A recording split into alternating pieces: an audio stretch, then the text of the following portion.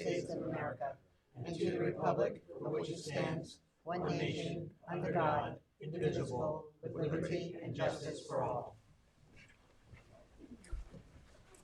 Thank you all very much. We will move to the Employee Recognition Award, and I actually may turn to the head of our liaison to DPW to announce this, as it's a member of the Highway Department. Okay, thank you, Mr. Mayor. This month, Mr. Sean Hodgkins was nominated by his supervisor, Corey Sweeney. And I'm just going to read his statement that Corey wrote about Sean. I would like to recommend Sean Hodgkins for the Employee of the Month for his outstanding work ethic and willingness to help anybody with any tasks. His skills exceed expectations consistently. On Tuesday, April 9th, Sean was dispatched to Shinnecock Firehouse to cut down a massive pine tree without use of the bucket truck. So he had to climb to the top of the tree. He accomplished this with the task in about an hour and a half, and it was done so skillfully and efficiently. And he had all the safety harness on. I just want to throw that in. And that he was completely safe doing it. And he had a wingman there with him as well. So Sean has time and time again proved to be a valuable asset, not only to the highway department, but to the village as a whole. And those of you that are up at the Shinnecock Firehouse know that dead pine tree that was lingering and was about to fall down. So it was really quite the job that he did without the work of a bucket truck. I don't know if you'll be able to see this, but he is to be commended for his work and his dedication to his job. So thank you, and congratulations to Sean.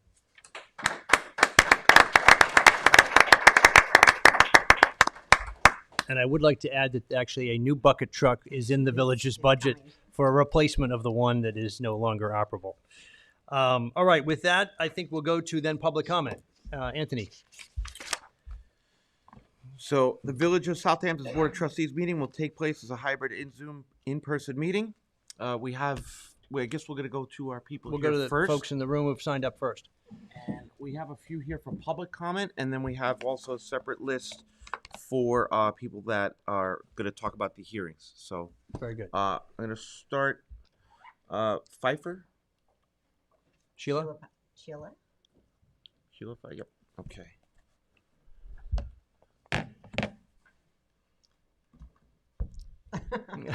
Yeah. Good evening, everyone. Good evening, Sheila. Sheila Pfeiffer, 56 Hildreth Street, and I am also here representing the Environment and Sustainability Committee of the Village of Southampton. I'm just here to make a comment about resolution number 17 on the agenda, which has to do with the dark sky code that the village adopted in 2021. Mm-hmm. So I was the person that was responsible for requesting that the village adopt this code, and I was able to produce this brochure, which was distributed in that year in everyone's tax bill. I since found out that a lot of people don't look at their tax bills. I don't know how that happens. But anyway, this code has been in place for 3 years now. And we asked that there be a recognition of International Dark Sky Week, which is something that the International Dark Sky Association promotes, so that just to raise awareness and remind people about the existence of this. I don't know if you trustees would like a brochure each. If you're familiar with this brochure, I can give it to you as soon as I'm done, which I'm actually done now. But I just want to remind everyone that light pollution can disrupt wildlife. It impacts our human health. It wastes a lot of money and energy. It contributes to climate change, and it blocks our beautiful view of the universe, which we were all made much more aware of this past Monday, although it was daytime, not nighttime. And one last plug. This coming tomorrow, Friday, we are sponsoring a free show for families, anyone who wants to come, at 7 o'clock in the high school planetarium, so that we can all increase our knowledge of the heavens and what's up there and how we can appreciate it. And a lot of people, unless you have kids in the school, a lot of people do not know that we have a planetarium. So it's a good public awareness for us to all appreciate a facility that's right here. 7 o'clock in the high school. Thank you, Sheila. You know, I think it might be good. Well, would you like to tell me what you think the key feature?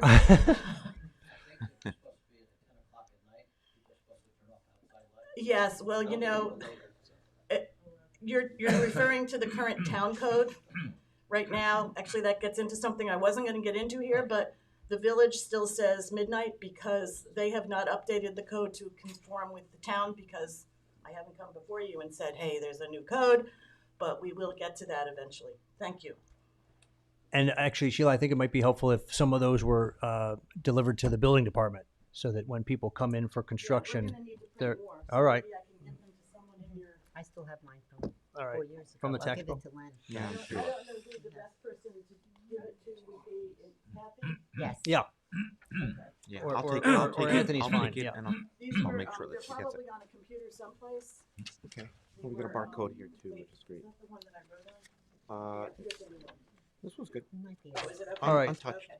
Maybe Untouched. we could No, get this it is on the perfect. website also. Yeah. Thank Thank you. you, Sheila. With the, Thank you. Yeah. We should go to the next. Yeah. Christian? Christian? Okay. David Dorchek?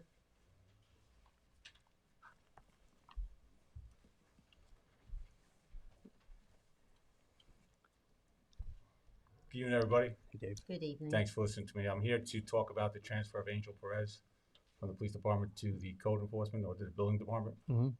And talking from a guy who works the road and who deals with Angel on a daily basis, I think that his tenure with us, he's a very, very valuable member of our department.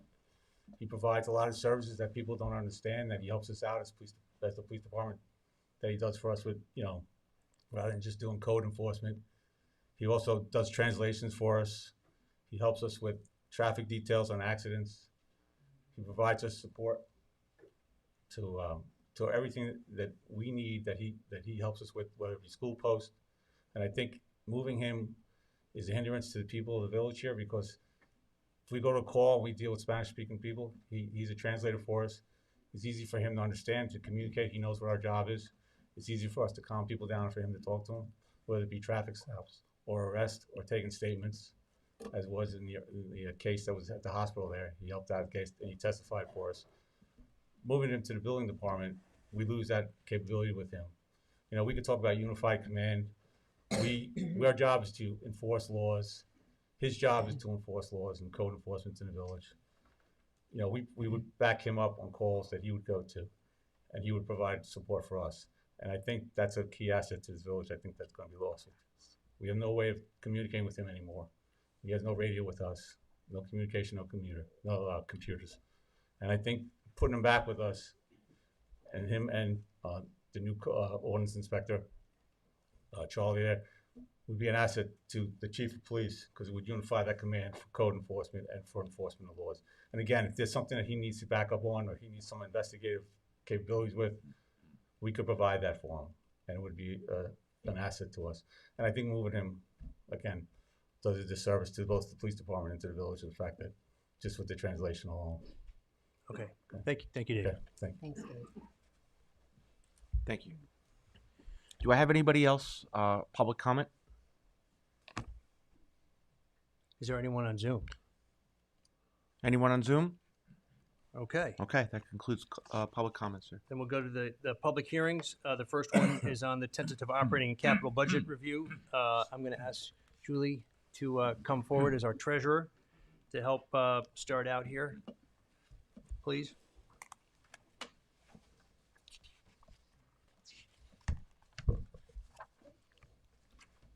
Okay, so we had a few changes, nothing big.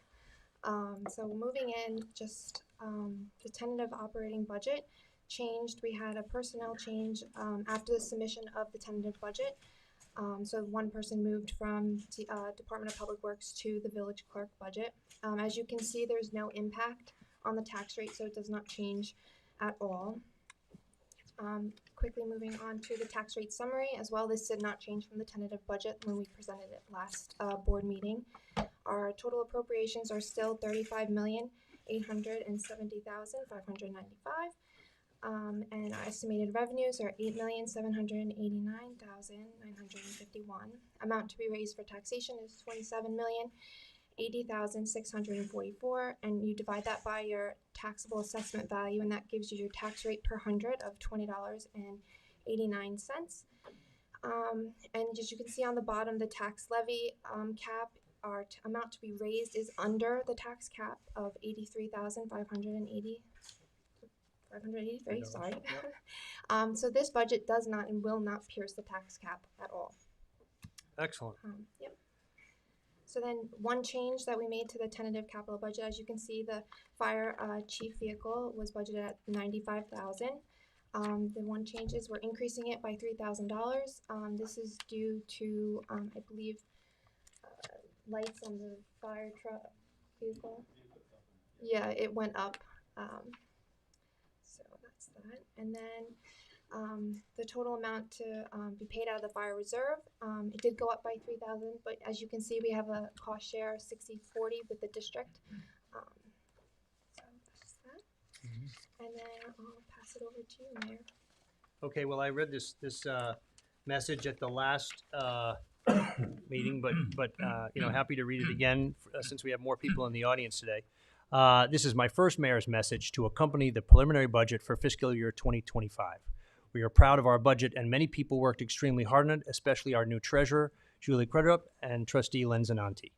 I ran on a platform of civility and stability, and through hard work, smart financial planning, and efficiency, we not only show a stable village today, but also will have the village we invest in and cherish tomorrow.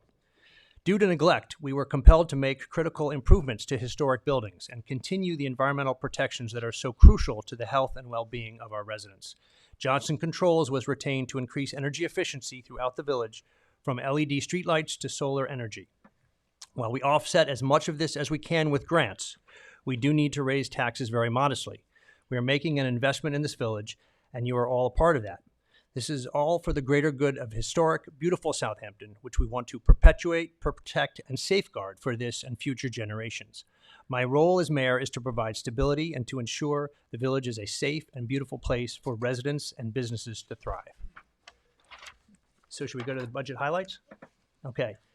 Again, as we were just saying, due to inflation, the tax rate will be 20.89, which is a 74-cent increase in the rate per $100 of assessed value. This budget will bring the village $83,583 under the tax levy cap, which is very, very important. I understand the village of Quogue may be piercing the tax levy cap, but no offense to the village of Quogue. Funding deferred capital projects with prior year operating surpluses. So we did have some surpluses that we have now been able to put towards much needed capital projects, such as the roof on the Southampton Arts Center, as well as the roof on the Veterans Hall, both buildings that are owned by the village that have been neglected for years and have leaking roofs, which is, not a good situation. So we are going to repair those. We continue to forecast strong revenues based on building permits. This past year, we've already raised in excess of $3 million from building permits, beach receipts, and New York State municipal investment pool deposits with more attractive interest rates. And it looks like the interest rates will not be lowering anytime too soon. Continue to explore grant funding. We always do that for a variety of purposes, including the sewer system design and engineering and the World War I memorial restoration, for which this village board put $100,000 to match what had been donated already by the public. So we now have $200,000 in the World War I memorial restoration, and we're looking for grant money to close that and be able to move forward with that. Expenses. We reorganized village operations to separate the duties of the village administrator and the village treasurer. We hired an in-house full-time attorney to help contain village legal costs. Thank you, Eileen Powers. And we continue to improve neglected infrastructure and deferred maintenance village-wide. And we can go over these next slides quickly. Who's driving here? Okay, so obviously the real property taxes are what provides 75% of our budget. You can see the other portions that come in: federal and state aid, fines and fees, beach revenue, which is in excess of $1 million. And also, we have some property tax penalties for those that do not pay on time. Next slide. So the question always is, where does the money go? A full 1/3 of the budget goes to our Southampton Village Police Department. Thank you very much, Chief. But also we have expenses in the building department, highways, permanent improvements, street lighting, that's almost 10%. Parks and Recreation is $2.2 million. Land use services, that's all within the building department, is just under $500,000. Fire and ambulance combined is $2.364 million.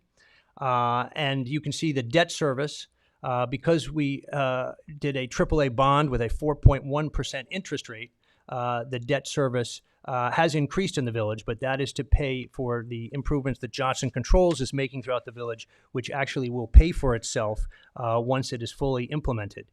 And then, there's insurance and there's contingency.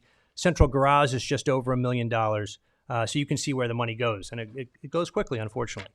The tax levy, I think we went over this before, so it will increase by 4.17%, but as I pointed out at the last meeting, the previous Mayor Warren had a 4.61% increase in his first year, as well as Mayor Irving had a 4.39% increase in 2019. So this is below both of those years of previous mayors. Next slide, please. So this shows you actually what is discretionary and non-discretionary.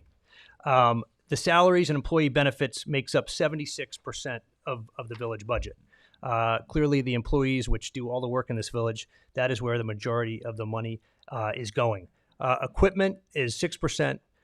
We have other expenditures for contractual services and other miscellaneous, which is 18%. And the debt service, which I alluded to earlier, is 3%, but it's $1.2 million. So you can see only 24% of the budget really is something that we can move around, because everything else is contractual, really, with the salaries and the employee benefits with the 3 labor unions that the village has. Next page, fund balance. So this shows you that we have consistently kept the money in the water quality reserve. I've added to the capital reserves, as I mentioned, for some of those projects to improve neglected infrastructure. So that now is at $7.8 million. We've kept, again, the restricted budget also at 6.7. That's been consistent for a while.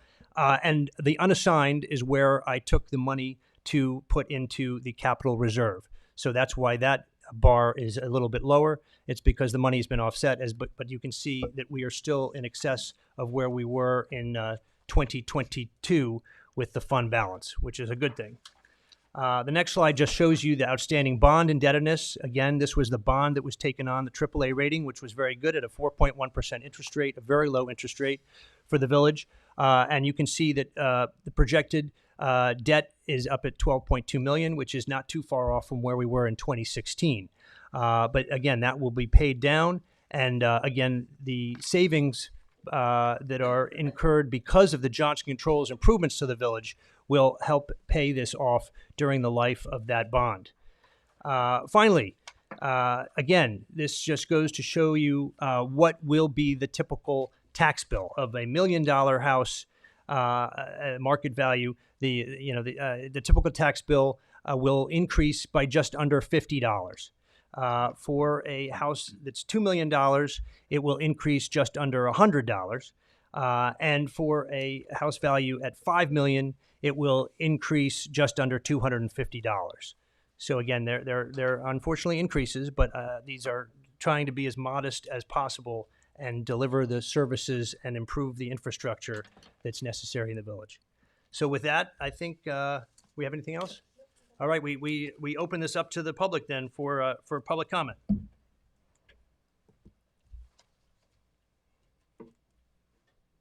Anyone? No one wants to say anything?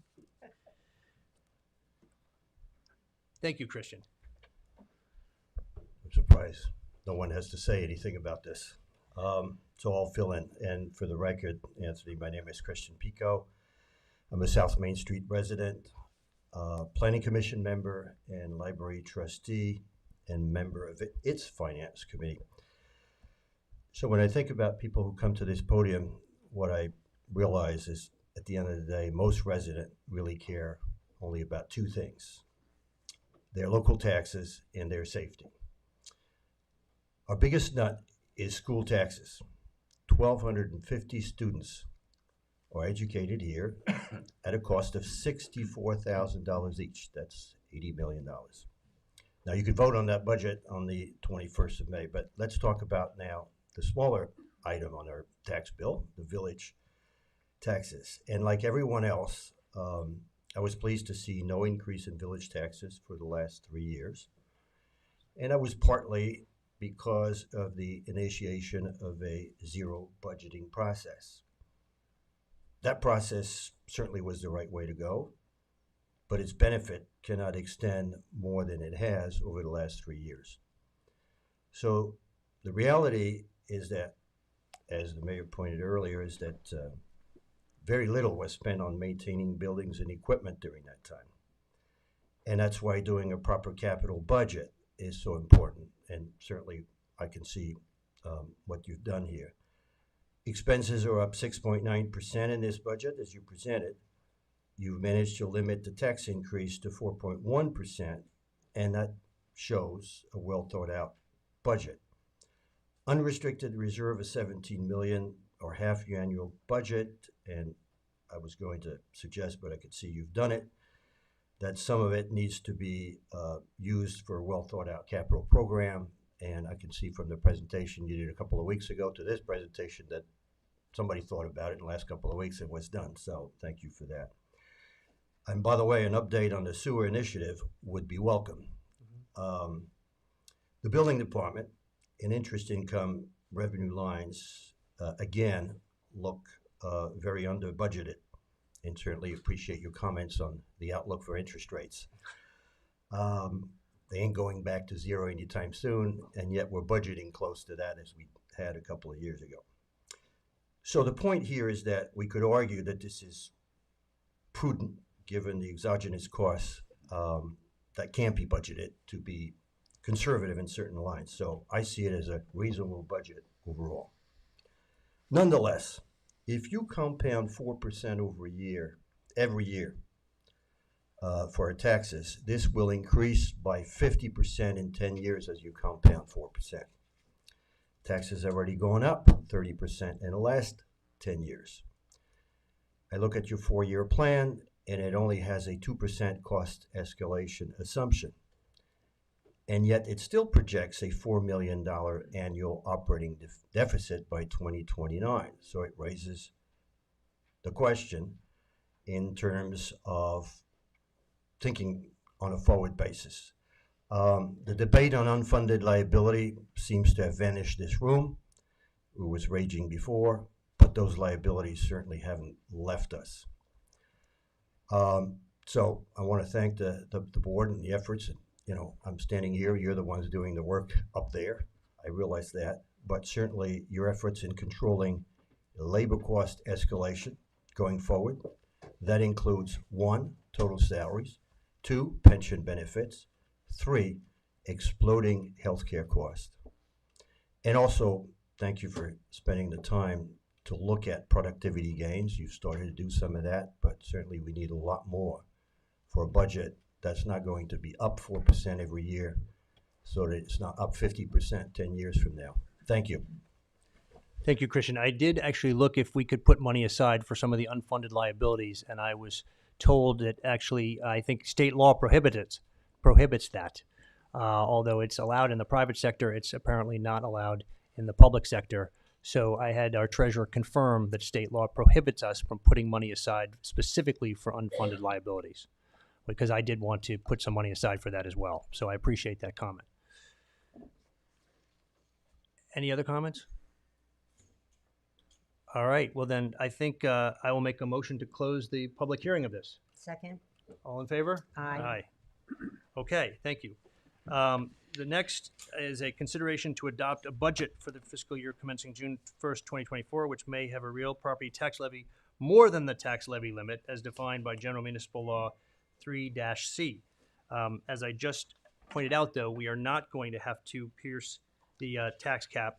So I think I just open this and then probably close it since it's not pertinent. But we have to do this as a matter of law, correct, Madam Solicitor? Yes. Yeah, all right, so I will open the public hearing for the consideration to adopt the budget in regards to the tax levy limit. Second? All in favor? Aye. Anyone want to comment on something that's not going to happen? Okay, so then I will move that we make the motion to close this public hearing on the tax levy limit. Second? All in favor? Aye. Okay, good. All right, with that, I think I'm going to turn it to our attorney to go over some of the code changes that we have listed here for this evening for public hearing. Okay, so we have a series of public hearings on tonight. I'm going to start with the first two together. We'll open numbers 3 and 4 together. They are code changes, proposed code changes to Chapter 116. One is Chapter 2. That's a definition. That's just simply a code change to add a definition for green space to the code to support the change that we're proposing to implement under Chapter 116-11.1, which are yard regulations in certain residence districts. And so I don't know if you've had a chance to look at the law, but essentially this would change the or amend some of the setbacks. It also breaks down the setbacks by the size of property by creating more categories for the size of property. So in the past, everything less than 12,500 feet was treated the same. Now, if you're less than 7,500 feet, then you're treated one way. And if you're less than basically 12,500 feet, you're treated a different way, and then so on through the code. So I'm happy to answer any questions anyone has about it. Do you want to? So I would just add that these were proposals that were all in the comprehensive plan that was completed in 2022 and actually adopted by the village board. I believe it was September of 2022. So we're finally getting around to trying to adopt some of the comprehensive plan that members of the public contributed towards. And, the village spent a good deal of money with our consultants, BFJ, Buckers First Jack Marr, to come up with these recommendations based on input from residents. This is actually doing a couple of things. On the smaller properties, it's actually making it slightly more lenient. So a side yard in the smallest properties used to be 15 feet. This is now letting it go down to 10 feet. So it's making it a little more lenient because we saw that there were some issues in some neighborhoods where they have very, very small, narrow properties. And so we felt it was necessary to make some of these changes. But with that, I don't. And I just also noted it also adds this green space minimum requirement to the code, which was recommended by the comp plan. Right, which is actually a new concept. And actually, Sage is Noah Levine on there. Could you bring him in, please? Thank you. Noah Levine is a member of our consulting firm, BFJ, that did the comprehensive plan for the village. And he was going to explain a little bit how this new green space initiative works. And it really is for creating additional green space, really that's exactly what it is, on people's property so that when it rains and we have heavy rains, there is enough green space for the rain to percolate into the soil and not just sit on hardscape. So he did a study, and I think I'm going to turn it over to Noah and let him talk about that. Thank you, Noah, for joining us. Sure. Yes, of course. Thank you for inviting me, and I'm pleased to hear that some of the recommendations from the comprehensive plan are going to be or are being considered for implementation. So I just wanted to present kind of a internal study that we did as we were developing the recommendations for specifically for green coverage and the requirements. If I can, I'm going to share my screen. Hopefully that works out for you all. What we did. Sage, is that going to work? Yeah. Okay. All right. We can see it. Thank you, Noah. Terrific. Let me just go full screen to make it a little bit better for you. Bear with me. Okay. So what we did was we looked at several properties, 7 properties of various lot areas in the R7.5 district. to get an understanding of kind of a mix of buildings that were built a long time ago, buildings that were built more recently. We tried to get a mix, and then also more importantly, just looking at different lot areas. And so this table, just to start with, has a just explanation of all of the different coverage areas and impervious surfaces and et cetera. I'm going to show you just the aerials so you can see what they look like, starting with the smaller parcels. So starting with just over 7,000 square feet, which is just under the minimum lot size.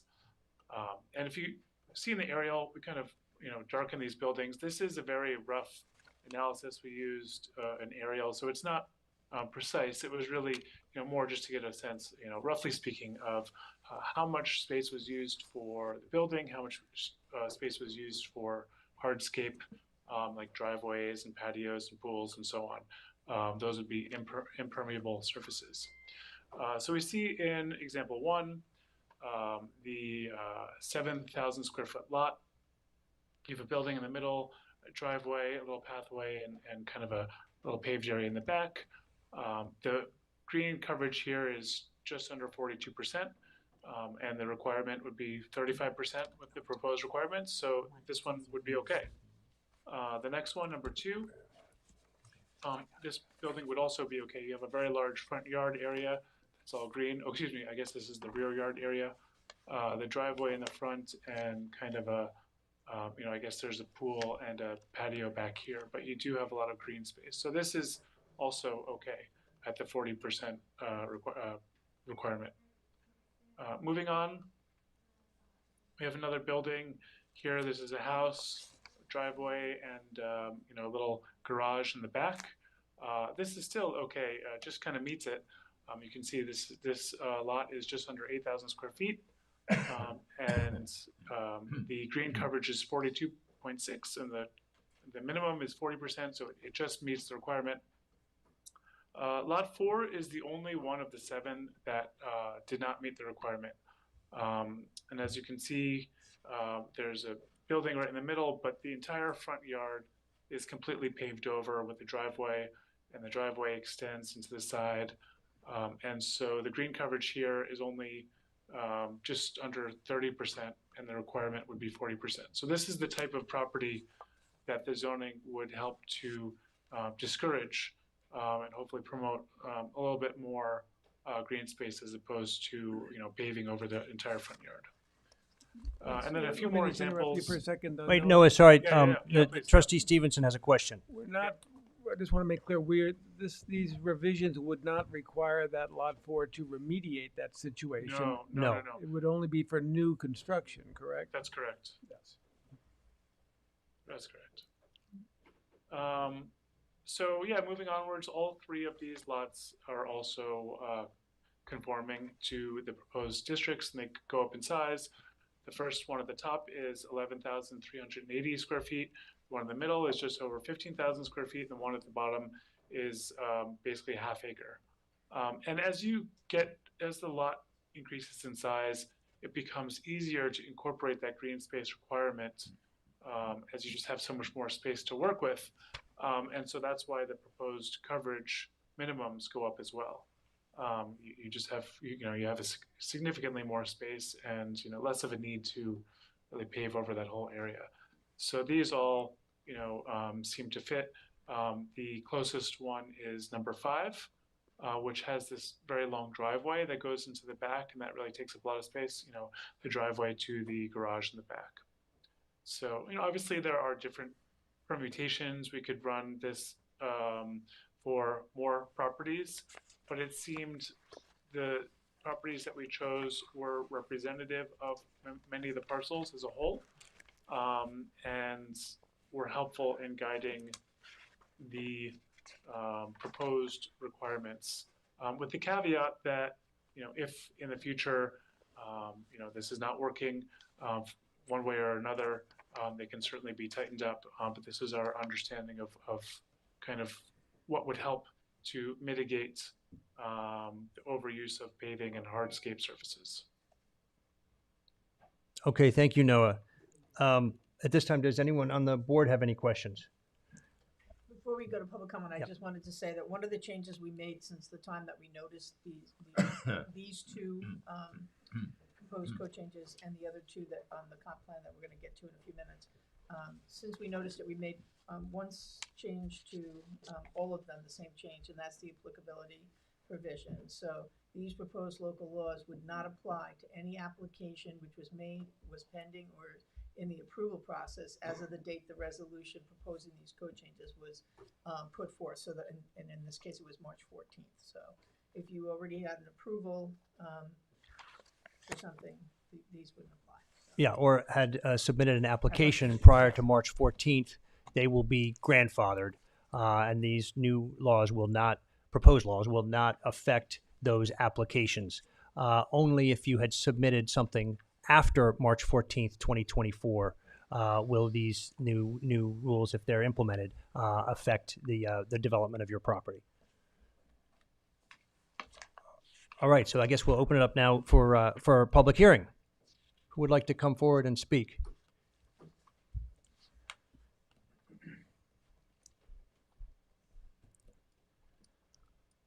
Edward Simeoni. I'm a resident at 181 White Street. First of all, I commend you on the green space. That's a very good concept. Maybe you can find a way also to encourage people to do driveways that are pervious as well. Yeah. If there's a way of doing that, then that We have an allowance for having the use of geoblock, where you have greenery or grass or green that's growing up amongst the geoblock. That would be permissible as a permeable surface, and it would not count as like a straight macadam surface. You're exactly correct. That's in the code. Yeah. Should be doing that. Just want to bring to your attention. I noticed that you did add the minimum side side yards distances. That's an extra line that you put in there, and it seems to me that it contradicts the 4/10 rule. The 4/10 rule was there in order to be able to have flexible side yards, which vary according to the size of the lot and the width of the lot, and also gives a release for lots that are very narrow. By putting in minimum side yards, you're taking away that relief. What was the thinking about, or how are you going to compensate the 4/10 rule with these? I can address that. Actually, we're not changing the 4/10 rule. The 4/10 rule applies to all lots, I believe, under 40,000 square feet. Correct. Right now, as the rule is written, the minimum side yard for all lots under 40,000 square feet is 15 feet. This is actually now defining more precisely based on the size of the lot. So there is, I don't have it, I should have it in front of me, hold on. It does have, for example, the 15 feet still for lots from between 12,500 to basically 20,000 square feet. But as I mentioned earlier, on the lots that are smaller than 12,500 square feet, the side yard is actually being decreased to 12. And if you have a lot that's even smaller than 7,500, the side yard decreases to 10. Now, at the same time, if you have over half an acre, the side yard will increase from 15 to 20. So it's a 5-foot increase on over half an acre. Yeah. So we are actually being more lenient on the side yards on the smaller. And in all of those cases, the 4/10 rule will still apply just as it does today. Mm-hmm. So based on whatever the width of your lot is, you have to do that 4/10 calculation, and it will apply again all the way up to 40,000 square feet. Currently, the code over 40,000 square feet has more prescriptive numbers, and we have those still in place in this proposal. So we are leaving the 4/10 rule in place. I know that was a concern of some, so that's remaining in place. But it actually does prescribe more closely, based on the size of your lot, exactly what the side yard has to be. And as I said, in the two smallest sizes, you're actually getting a little relief, again, from 15 down to 12, and in another, on the smallest ones, from 15 down to 10. So you actually have 5 feet less in the side yard on a very, very small lot. And that was pointed out to us that there are certain neighborhoods, again, with very narrow lots that are undersized, if you will. And so we wanted to be a little more lenient on them while still keeping the 4/10 rule in place. Okay, thank you. All right, thank you very much. Very good questions. Anyone else would like to speak on the zoning? Sheila?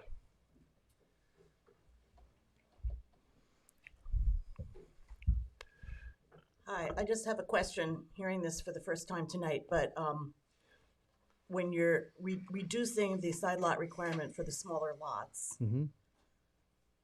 are air conditioning units taken into consideration?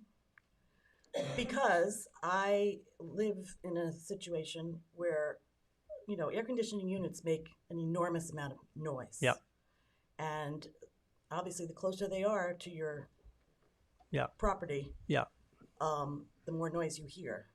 So I just, there's nothing to be done about current situations, but I would urge the building department and, the lawmakers to think about this as we move forward, because noise pollution is a real problem in the village, and air conditioners greatly contribute to it.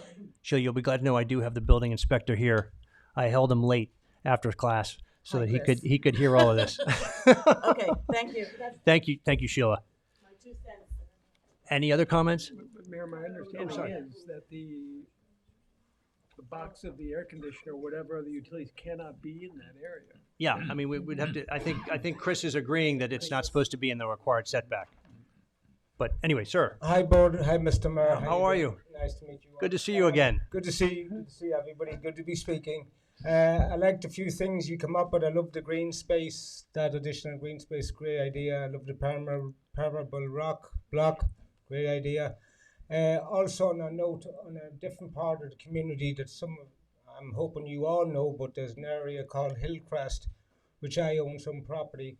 And we are, earlier in your slides, you said about the beautiful village. It is a beautiful village. I applaud you on that. I am trying to beautify it more. And I'm getting a lot of pushback from my property on 20 Hillcrest that I believe I shouldn't, because what I'm trying to do is do what any other individual is, develop his property to the most beautiful it can be, and also add value to it at the same time. I was told that I was not calling anybody out by, if I was allowed accessory structure in the front yard, it would create a type of an alley effect. Well, I've been in a lot of alleys, and this would not create an alley.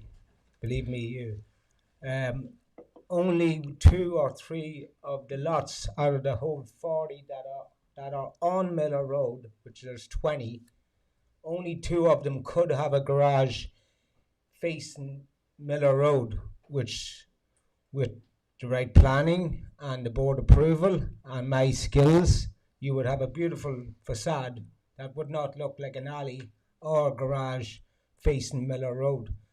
I think it's the last undeveloped small area in the village, and it does need some TLC.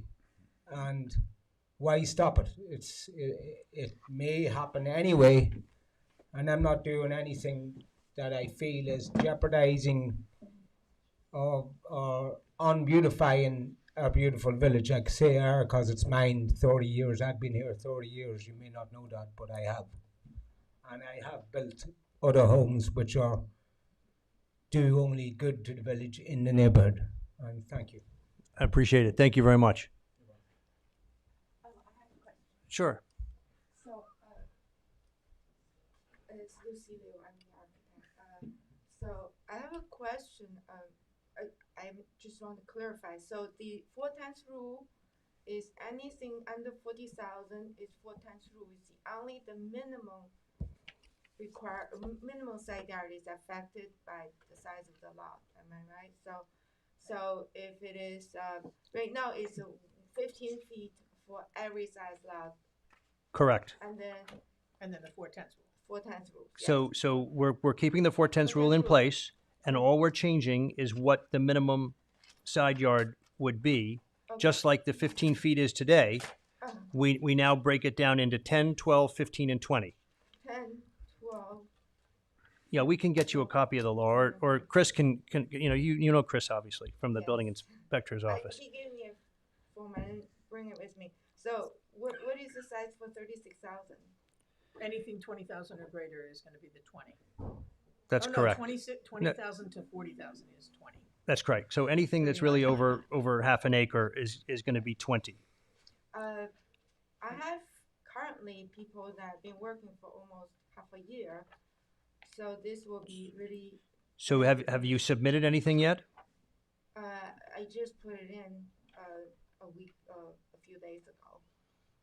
Well, I think the applicability section was a benefit to applicants, really. It was just to prevent people from being hurt by this new code when they had already gone through the process and got the approvals. But I would imagine you could take advantage of the new code if that's what you mean. Does that work better for you? No, the new code does negatively affect us. Okay, so the old code you would be grandfathered if you already applied prior to March 14th. Yeah, I applied.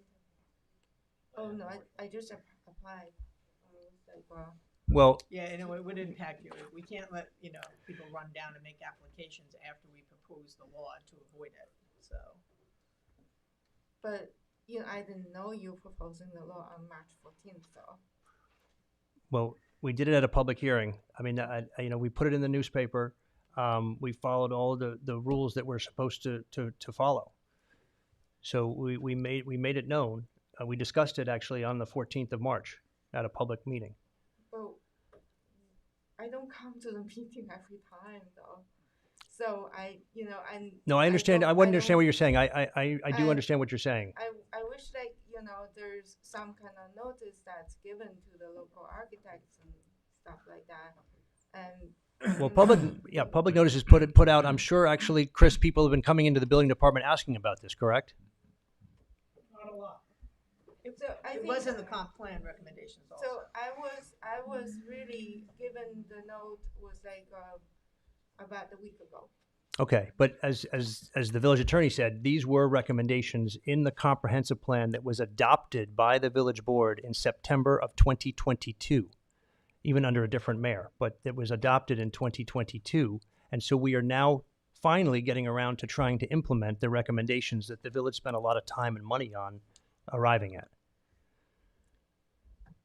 I still felt like it's like a really okay. I understand what you're saying. I understand what you're saying, but again, we're trying to be very, very helpful in saying that if you had something in prior to the notice of the public law, even with the adoption of the comprehensive plan that had this in there, I mean, I can show you the page where it has it. In 2022, it's been over 2 years now, or no, not a year and a half. So anyway, I understand what you're saying. And I appreciate your comments, but at this point, we think that the right thing to do was to cut it off when we announced these changes formally to the code. I think it's really, really very badly negatively affected at least 3 of my clients right now that we've been working for over half a year. And you haven't submitted anything for any of them? I only just submitted 2 of them. Because actually Chris brought to my attention, he gave me the code that was proposed on March 14th. And he said, oh, do you know there is a proposed law change? I said, I don't know. So he said, I made copies and here it is. And he put it on a counter on the building department. I think it was like a week or 2 weeks ago. And then, of course, we hurried to get our plans done. And then I put it in just like 2-3 days ago. Right. And I mean, really, if you do, I know you advertise in the newspaper, but I don't think everybody read the newspaper. And don't tell the Southampton Press that. I don't know. Really, I actually looked at Instagram. I didn't see anything that really. I didn't catch it. Let's put it that way. Okay. No, I appreciate that. I would say. I work a lot here, and if I didn't step into the building department, I see you at the ARB meetings. Yeah, and then if Chris didn't give to me that piece of paper, and that happened that day, he has copies on his counter, and then the next day I went there, there's no copies on the counter either, because they cannot be constantly making copies and put it on the counter, and just that because I go there frequently, and there's that particular day, I was handed this notice. I think I know a lot of local real estate agents, architects, and surveyors. Nobody knows about it, and then it's like very sudden. I know it's in the comprehensive plan, but I didn't read that plan. Well, So I know it's actually really good reading. If it's only 100 pages, well, and we have them actually for sale in the clerk's office. Yeah, you're the policy maker, and I'm trying to follow the policy, but I think when you put it in a law, you have to give people some kind of grace period. That's my opinion. I appreciate it. Thank Thank you. you. Thank you. Anyone next? Mr. Deasing.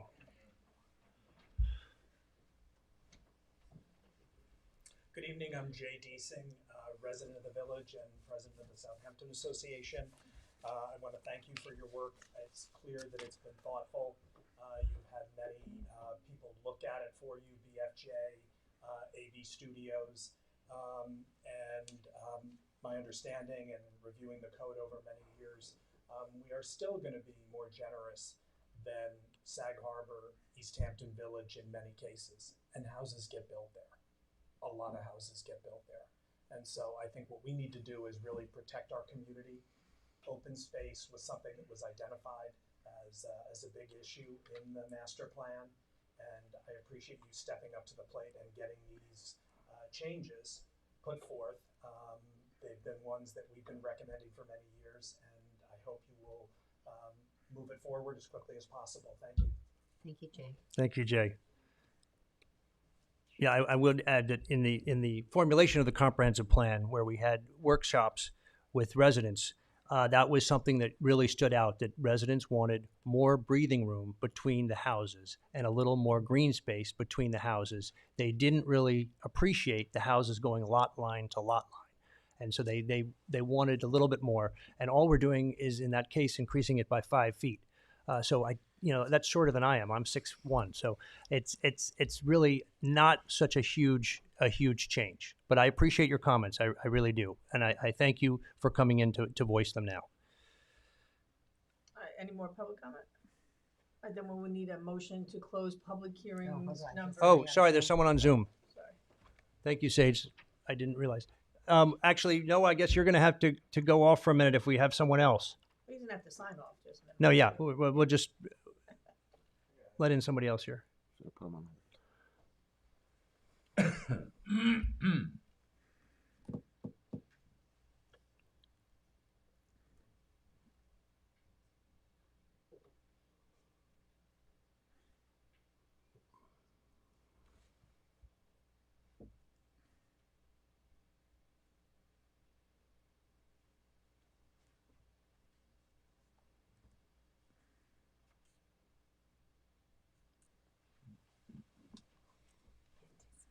Yeah.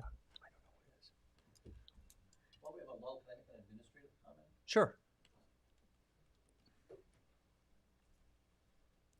Actually, I attend a number of these meetings here and for the ARB and elsewhere on Zoom, just for the benefit of people on Zoom. Mm-hmm. If you can constantly remind people to actually speak into the mics, because as one who's listening, so you would be surprised how often your voices or the voices of people. Sage is appreciative of your comments. They're very faint. It's really hard to hear. Yeah. And the second thing, more difficultly, but I don't know if maybe Anthony Carter could do this or something, but for your meetings and all the various board meetings, Yeah. if there was any, sometimes you guys have agendas that have like 30 things on it. Sometimes we may come in on Zoom like half an hour into it. Mm-hmm. We have no idea what you're talking about or where you are. Or, if we're really interested in something that's going to come up like 15th, Mm-hmm. and we want to kind of zoom in on that. So it would be great if there's a way at the bottom to put, we're up to agenda item 7 or agenda item 9 or something like that. Is that possible, Sage? He And can not just for look. you guys, He'll look for into the it. ARB, for the zoning, for all of them. Okay. It's really hard to figure out exactly. We can what also you guys read are. them out by number as we go. Yeah, but through if he them. comes on in the middle, he's not sure where we are. Okay. I understand. I understand your point. Thank you very much for that. All right. So who's going first here, Sage? You got a lineup here.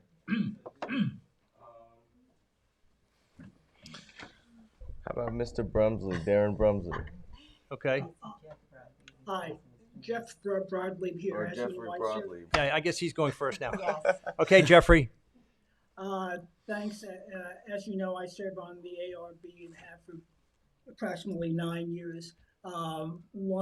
This proposal brings clarity to the building department and to architects, I would believe, and to anybody that's been involved in the village, particularly those who've been involved in building and architectural work, should not be surprised.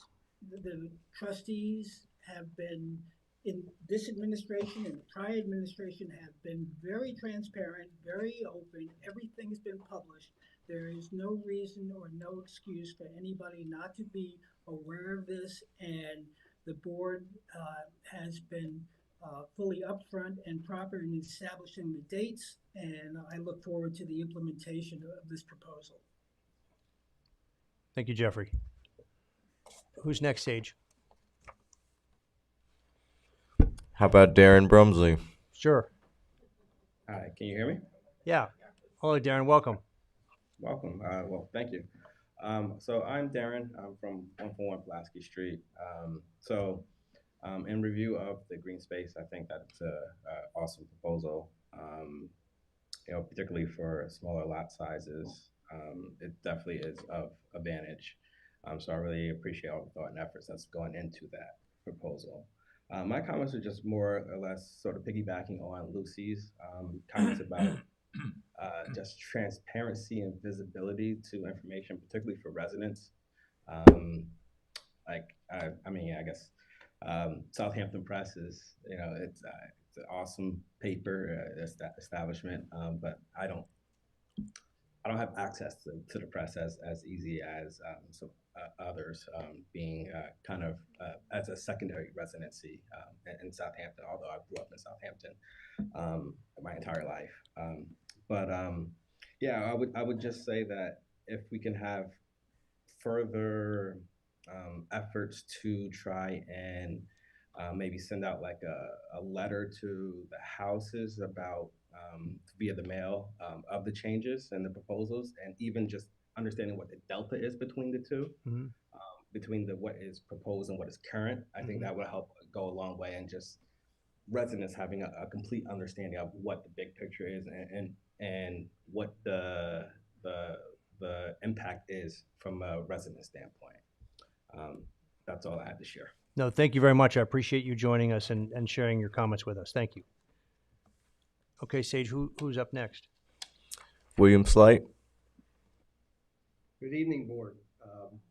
First of all, I think I should comment on the presentation made by architect Lucy Liu. She is correct that there's not an adequate amount of notice having been given about this, considering the length of time that it takes for an architect to do the planning for a property. And even though the comprehensive plan mentioned these as recommendations, you can't go to your client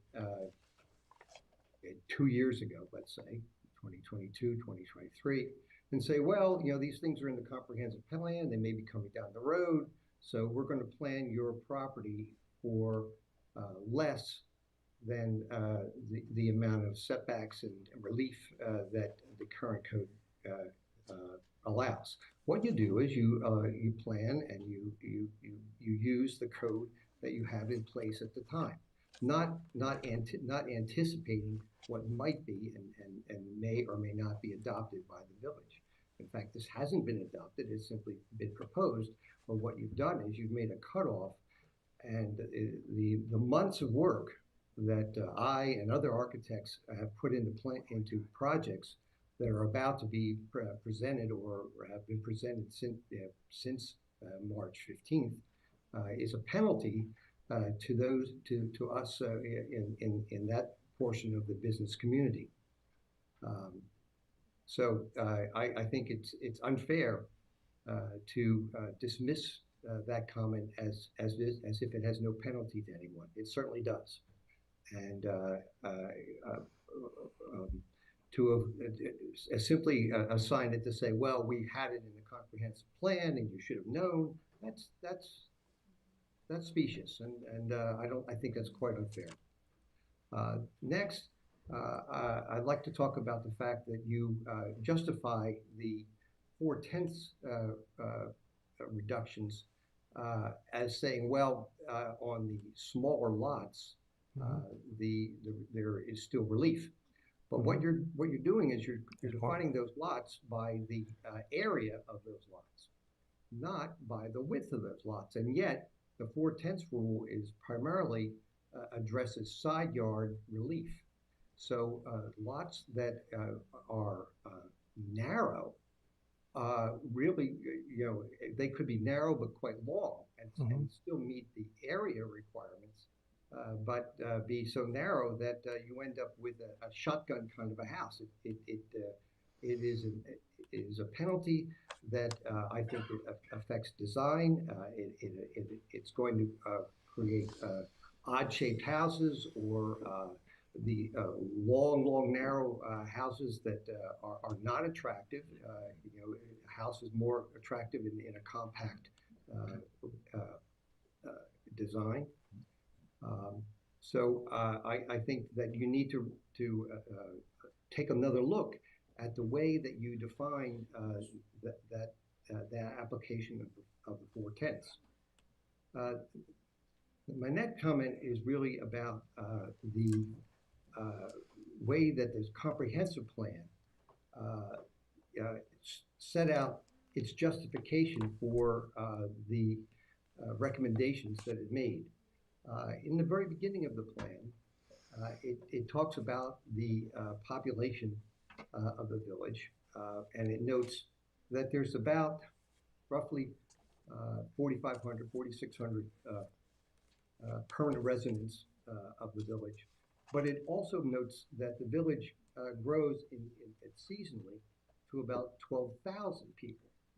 And yet the response that you received to the questionnaire, which is the survey, upon which the comprehensive plan makes its statements, there were only 212 people responded, and only 56% of those 212 asked about addressing lot size,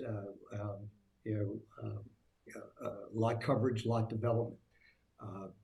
Well, 56% of 212 is about 118 people. Okay, so your 118 people is a very, very small and actually statistically insignificant number of 12,000. And to base the justification for the need for these recommendations to be put in place, to say that they were justified by what you're saying is 4% of the village in the comprehensive plan is not an honest way of assigning the justification for that. It should not be a percentage of 4,600 people. It should be a percentage of 12,000 people. So what we really have here is a set of recommendations that limit the amount of development on the smaller lots of the village. Now, who's the people who are putting this forward? Well, as you know, you saw earlier in this meeting, a lot of it has to do with the people of the Southampton Association. People who have theirs, who don't want anybody else to have theirs, who somehow or other feel that they are the guardians of the village and want to assert their authority in that. Okay. And have managed to put okay, Bill, I have to interrupt you. We should stick to the proposed law, not to casting accusations against associations within the village. All right. Okay. I'm just saying And I'd also like to straighten you out because, again, the 4/10 rule is still in place. If anything, on the smaller lots, I have said twice, I'll say it a third time, it becomes more lenient. Right now, the minimum side yard is 15 feet with the 4/10 rule. On the smallest lots, on the smallest lots, it's going down to 10 feet. And then on the slightly larger lots, it's going down to 12 feet. That is more lenient with the 4/10 rule than we are operating under today. You should be applauding the change for the smallest lots. But what you're doing is you're not taking into account that oftentimes small lots are small because they have a narrow dimension. They may have And that's why we're going down to 10 feet. That's why we're reducing it 5 feet from 15 to 10. You're defining it as being an area qualification rather than taking a look at lots that are a certain width or less. No, I appreciate what you're saying, and I understand, but honestly, I think this is becoming more lenient on those specific small lots that you're concerned about. And it will not consider, it will, yes, No, because it's not. I don't understand how going from 15 down to 10 is not more lenient in a side yard setback. But okay, that's fine. You can argue that if you want. That's fine. Anyway, any other comments? No, I've covered it. Okay, thank you very much. Sage, who's the next one? Len and Sherry. Thank you. Len and Sherry. Hi, Mr. Mayor and the trustees. I, as well as along with the balance of the people who have spoken, applaud you for your efforts. We are recent residents in Southampton on Moses Lane, we've been coming for a number of years, but we pulled the trigger, so to speak, and purchased and went to contract in May of last year, and the owners wanted to wait to close because they wanted the place for the summer, so we closed in September, the end of September, and we've been in the planning stage for a house. Some of the delay was attributable to we've been working with Habitat for Humanity to donate the house and hire house movers to take the existing house where we want to build a home for our family, our future family as it grows, and as I approach and Sherry approaches retirement. So that has been our plan for a number of years in Southampton. And as I said, we put it in place starting in earnest in September. So working with Habitat for Humanity and an architect, local architect, we've been working with plans going back and forth and trying to time things right. What was benefiting Habitat as well as us. And we have not gotten our plans we did not get them in by March 14th. A little bit of background for myself. Sherry works with me, but I'm an attorney and I've done some land use planning. However, most of my land use planning experience, I was on the zoning board, planning board, and board of architectural review in my town here for a number of years. I've worked with BFJ. We have a comprehensive master plan. You all are much more proactive than we have been or had been. And I applaud you. These are great steps. The thing that I would ask is, I think both architects had mentioned it, but if there's a way to make the effective date of these provisions either the date the law is adopted or the ordinance is adopted or the date of the close of the public comment. I only heard about this, we had a situation with a family member where we had to deal with 2 weeks ago, so I didn't have time to address it in a letter and respond. But we could not have made March 14th, and we have been diligent in trying to proceed since we purchased the house. And I understand all the considerations, green spaces, we've done pervious, I'm familiar with quite a bit of what you all have proposed, and as I said, you should be applauded. The only thing that I mentioned, unfortunately, I am stuck in between the smaller lots and the larger lots. In fact, one of the things I was scratching my head and said, can we create another, well, maybe in the ordinance, but we're stuck between an R20 and the next highest, right? We're 50% higher than the higher than 50% higher than the R20. Our property is zoned R20, but we're over 50% greater in size. And I don't want to address the other two laws that the solicitor had mentioned, I believe, but I'd rather just get it out now, then I'll stay quiet. We'll stay quiet.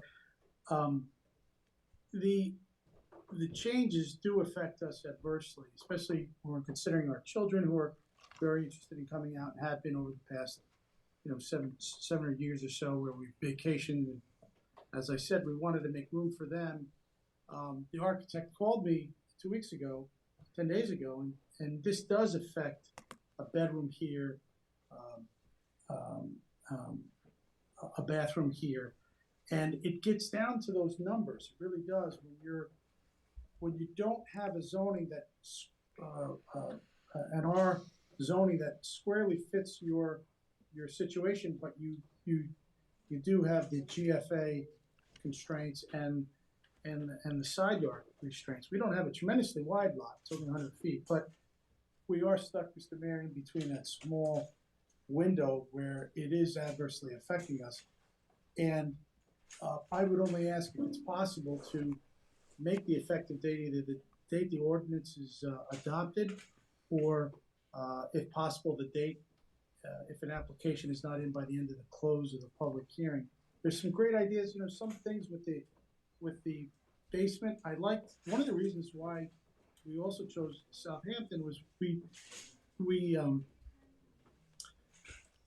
building partner has allowed a better egress, safety egress from basements in the village, which I think works a lot better than an egress window and a side ladder and what have you. But I don't want to digress, Mr. Mayor. I know you have a tight schedule, and I understand you want to keep it tight to what the two issues are: the definition and the green space issue.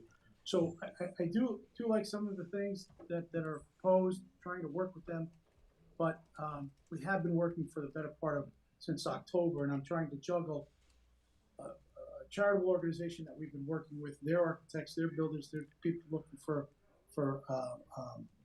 a lot for a needy, I guess, family or someone who's a candidate, and that's what's caused our delay. It's somewhat specific to us, but again, if there's any consideration that can be given to the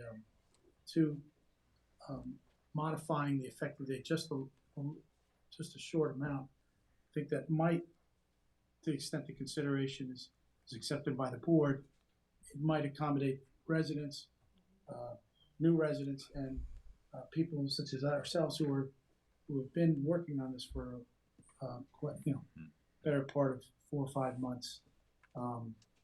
I'll stay quiet, but thank you for. No, I appreciate your comments, and thank you both for coming on. And you raised the issue of basements. I just want to remind you and everybody, anything that you do in the basement does not count towards GFA, does not count towards gross floor area. So you can have a 12-foot high basement, with lots of rooms, and again with window wells. I've seen many homes built with bedrooms and bathrooms at the lower level with 4-foot window wells that really are quite nice, and all of that does not count towards GFA. Yeah, but I think he might be talking about the fact that we're limiting the the perimeter of the house. It was the footprint. It was the footprint issue. I thought that was. We are limiting it to the footprint of the house under not this public hearing. It'll be another local law coming up. Right, but just to tell you, so in East Hampton, they don't limit it to the footprint of the house, but anything beyond the footprint of the house is counted towards GFA and deducts then from your GFA total. So just to give you an example of what's done in East Hampton Village, we didn't really want to do that. We thought it would be better just to keep the houses, the basements and cellars under the primary walls of the house and not have it go under the lawn or the driveway or what have you. But anyway, I appreciate your comments. Thank you very much, Mr. Mayor. Thank you. Anyone else, Sage?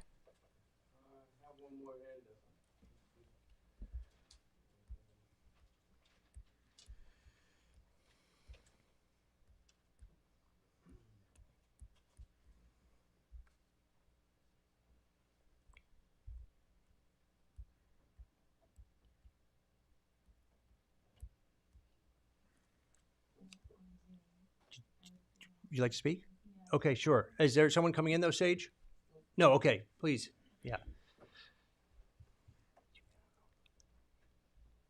Hi. I'm new to all of this. I don't really understand the whole procedure, so excuse me. My name is Whitney Judson. This is my family. We live in the village full time. We are on one of these smaller lots. I just want to echo that we're really unaware of this. It's not in our primary business to know what's going on with like proposed changes, but this would really negatively impact us, and it would really affect our ability to fit our family in our home. We have like a 1930s home that we find extremely charming, and we appreciate the Southampton Association, but we do need to make some changes, and with these changes, we probably would not be able to make them and actually like fit ourselves for the life cycle of like our family. So GFA being like including the garage and whatnot, just really, I know it starts to just really limit our overall square footage. So, and we would like to work with an architect and make these changes, but now it's like really jeopardizing our ability to stay in the village, I think. I appreciate it. Thank you very much. And thank you for coming with the whole family. Anyone else? Well, you already spoke. Do you want? No. We got to move on here. Anyone else want to speak? Anyone else on Zoom? He said no. No more. Okay, so maybe what we'll do is close this public hearing for written comment for 10 days. And anyone that has additional comments that they would like to make can submit them to the board, and we will evaluate those. So we need a motion to that effect for both public hearings numbers 3 and 4. I'm making the motion that 3 and 4, the public hearing be closed except for written comment for 10 days. I'm asking for a second. Second. All in favor? Aye. Okay, thank you. Okay, so now the public hearing number 5 is on the proposal that we just made reference to. It's going to be a change adding chapter 116-9.1 to the code, which would essentially restrict basements and cellars to the footprint of the first floor of a dwelling, also as recommended by the comprehensive plan. I mean, I, for one, had no idea people did this, built their basements under their yards. But this proposal would prevent people from doing that, as recommended by the comprehensive plan. So I don't know if anyone wants to say any more about it. If no one wants to say No. So I'll make the motion to open the public hearing for local law number 15 here, number 5 in the agenda. 16. So, second. Second. All in favor? Aye. Would anyone like to speak about this law? Sage, anyone on Zoom? Okay, so we should let that person in, please. I'd like to raise the exception for egress windows. There is an exception for that. Right, Yeah, thank you. we did this with the building inspector, and that is an exception that's allowable. Thank you. And again, this has the same new applicability section. Correct.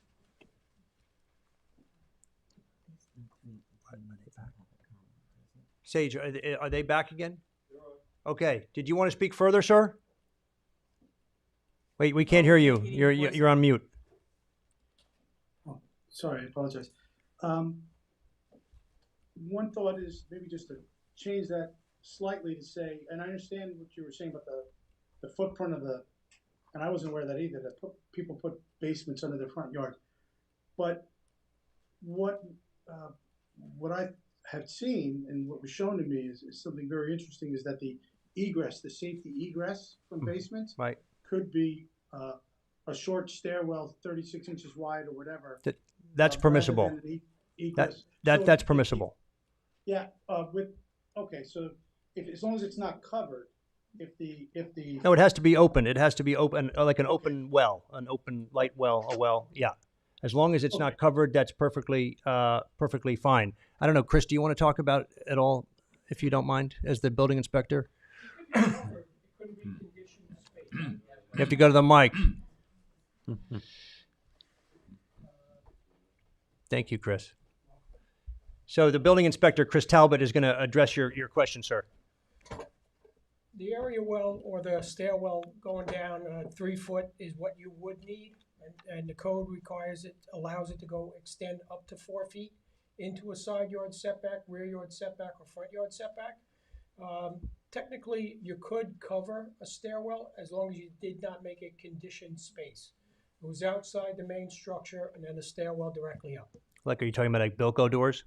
No, not even Bilko doors. If they did a stairwell on the Stairwell, side of their okay. house, All right. doorway out, stairwell up, just All right. not conditioned space. Thank you. Is that helpful, sir? Yes, thank you very much, Mr. Mayor. Thank you. for Okay, clarifying. thank you. Thank you. Thank you, Chris, for being available. Any other comments?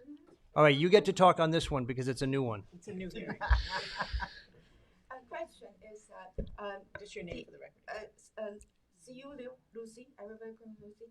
See, when you build a basement, like extending to into a covered porch, would that count, or only goes like into a green space? That's count as It's the footprint of the house. Yeah, whatever that it's the footprint of the house. So if it's going under a porch, I mean that's under not a that's covered porch. yeah. I think that would not be permissible. I think it has to be within the structure of the primary residence. Okay. Yeah. Yeah, the structure of the house. All right. Well, help explain that, Would it Chris. include As the the building porch? inspector, I need a little help here. As if it was a covered porch, as code is now in the village, you can have an uncovered entry porch on the front of a house that can extend up to 4 feet Mhm. into the front yard setback. Uncovered. This would be meet the dimensional setbacks of the structure. If it was a roofed porch, covered entry porch or something, the foundations often extend under those areas. They don't extend further out than that, but those would meet the accessory and the principal setbacks for the dwelling. So they would Okay, be there you fine. go. So it sounds like the building inspector is saying that's okay, as long as it's a covered porch that's part of the main foundation of the house. And is it an approved footprint? I can put the basement underneath the cover. Underneath, as long as it meets the principal setbacks. Yeah, side yard and front yard, back rear yard. Okay, any other comments? Okay, so maybe I will make a motion to close this public hearing also for written comment for 10 days. Do I have a second? Second. All in favor? Aye. All right, thank you. All right, So the next public hearing would be, it's number 6 on today's calendar, proposed local law number 16 of 2024. And this is to amend chapter 116-17.1 to include certain structures in the calculation of a lot's gross floor area, as recommended by the 2022 comprehensive plan update. So I don't know if Noah or you want to explain a little bit.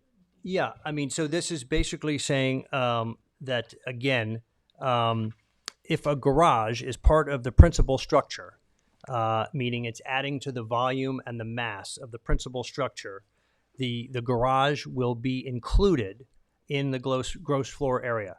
If it's a detached garage, meaning a separate building, we will only count 1/2 of the square footage of that structure towards gross floor area. As you know, right now we count pool houses. This was to include other accessory structures so that there was a maximum gross floor area for the property as a whole. And why we're giving a break on detached garages is the village wants to promote detached garages over attached garages because it's the more traditional build in the village of Southampton. Most homes were built and then they had, back in the olden days, it was a barn or a garage towards the rear of the property. And we wanted to promote that. So that would only be counted towards half of GFA, but an attached garage, which is not traditional in the village of Southampton, that would have to be counted full GFA because it's increasing the volume and mass of the principal primary structure by that size. So in essence, you're building a house that looks bigger even if you're not counting the garage. So it's the BFJ and again, the folks working on the master plan thought that this should be included so that there was a maximum GFA on the property. So I think maybe you could also speak to that section of the code that we after it was noticed, the mayor suggested a change regarding the 18,000 square feet maximum. Yeah, well, right now, as some That know, was not included in the notice. of right. So public right, hearing. We are gonna make that right now, the maximum square footage in the village if it's permissible by the lot size, is 18,000 square feet of GFA. And that was actually put into effect by when I was on the board 25 years ago. And it's been 18,000 square feet ever since. But what this law will do will say now all structures on a property, buildings, I should say, all buildings on a property will then count against that GFA. So if somebody has a big house, and then they've got a pool house and they've got a garage, all of those would count towards the structures on the property, and that could not exceed 18,000 square feet. So if someone wanted an 18,000 square foot home, by law, they could do that as long as they had a big enough lot, but they would not be allowed then to have a pool house and a garage. You would have to make the house that much smaller to accommodate for the pool house and the garage. We don't have too many people building 18,000 square foot homes in the village, but we did say that there should be some finite number in the village. So usually a pool house is about 800 square feet. And a garage, depending on how many cars it has, is that much bigger. And so that would have to be then deducted from the 18, and what you are left with could be for the primary residential structure building. Does that make sense? Okay. And then the other section is the 16-foot ceiling, counting twice. Right. So we looked at the codes in neighboring municipalities, North Haven, Sagaponack, East Hampton Village. All of them count square footage twice if the ceiling height exceeds 15 feet. We looked at that, and we, again, thought this was a good thing to include because it's, again, adding to the mass and the volume of the home. So the village, when we worked on this, decided we wanted to be a little more generous than our neighbors in North Haven, Sagaponack, and East Hampton Village, and we decided the maximum height then would be 16 feet or above 16 feet before you start to count twice. One of the reasons we did that is accessory structures can be a maximum of 16 feet. So we didn't want to, in some ways, if someone had a cathedral structure ceiling in an accessory structure, count that as twice. So we said, look, 16 feet is going to be the cutoff, and then that's how you would do the calculation twice if it exceeds 16 feet in height. And again, this is very similar to East Hampton, Sagaponack, and North Haven, where their ceiling height is limited to 15 feet before you count it twice. Is that clear? It was to me. Okay. I wanted the general public to think it was clear. Okay. We're opening the public hearing for number 6 on the agenda here. Do I have a second? Second. All in favor? Aye. Okay. We're opening to the public for any comments that the public would like to make. It's a different law. You get to comment on this one too. In this particular case, it's Edward Simeone, Southampton Village. I find it very punitive to be able to count the garage. Up to right now, 520 square feet and half an acre is not counted, and if you start adding it, you're going to be reducing the GFA, which now is 10% plus 1,500, basically to 10% plus 980. That's a big change. It's really dramatic. Now, bear in mind, in history, at one time, a half acre you could build a 6,500 square foot home. Mm-hmm. Then that was reduced to 12% plus 1,900. Then that was reduced to 12% plus 1,500. So we keep on reducing. And a few years ago, it went to 10% plus 1,500, which is another 400 square feet taken off on a half acre. Mm-hmm. To take off another 520 square feet, that's a lot. Yeah. Especially when we already reduced a lot from where we used to be at one time. And I appreciate the fact that you're saying you're doing only 50% on a detached garage. It's the right principle. That is, we want to encourage it. Yeah. But right now, we're not counting it at all up to 520 square feet because we wanted to encourage people to do a detached garage. But again, we have this example here on a smaller lot. You take out 520 square feet, you're not going to be able to build a house on a small lot. It's not fair. I think that's really too much. Okay, so and I appreciate your comments, but I do want to just point out, again, I've looked at these codes very carefully. East Hampton Village has 10% plus 1,000 square feet. So they, at the get-go, are 500 square feet smaller than what the village of Southampton is allowing. So, I mean, East Hampton Village seems to be doing quite well. I mean, people are building houses there. So it's not that it's so, you use the word punitive. I would say I don't think it's punitive when our closest, neighbor that we would, compare ourselves to has something that's much more restrictive. And as I said to you, even then in the basement, if you build out beyond the principal structure, they then count that against GFA. So they are much more restrictive than what the village of Southampton is proposing here, after much study and analysis of the communities on the East End in conjunction with BFJ. But I appreciate exactly what you're saying, and there. We are not East Hampton, we're Southampton. Correct. Our architecture is different. Our history is different. The size of our homes are different. It's a different community, and I think that going from where we have been in the last few years to take off another 520 square feet, I think is really too much. I don't think it's fair. It's not fair to these people right here. No, I understand. But the point is, again, this is volume and mass that is added to these properties. And so what we're trying to do is control the But it's volume not of the living and space. mass. It's not living space. I can show you a lot of garages that have been converted into living space. If they convert it, then go back and have it unconverted because that's illegal. But it's not living space. You should not count it like living space.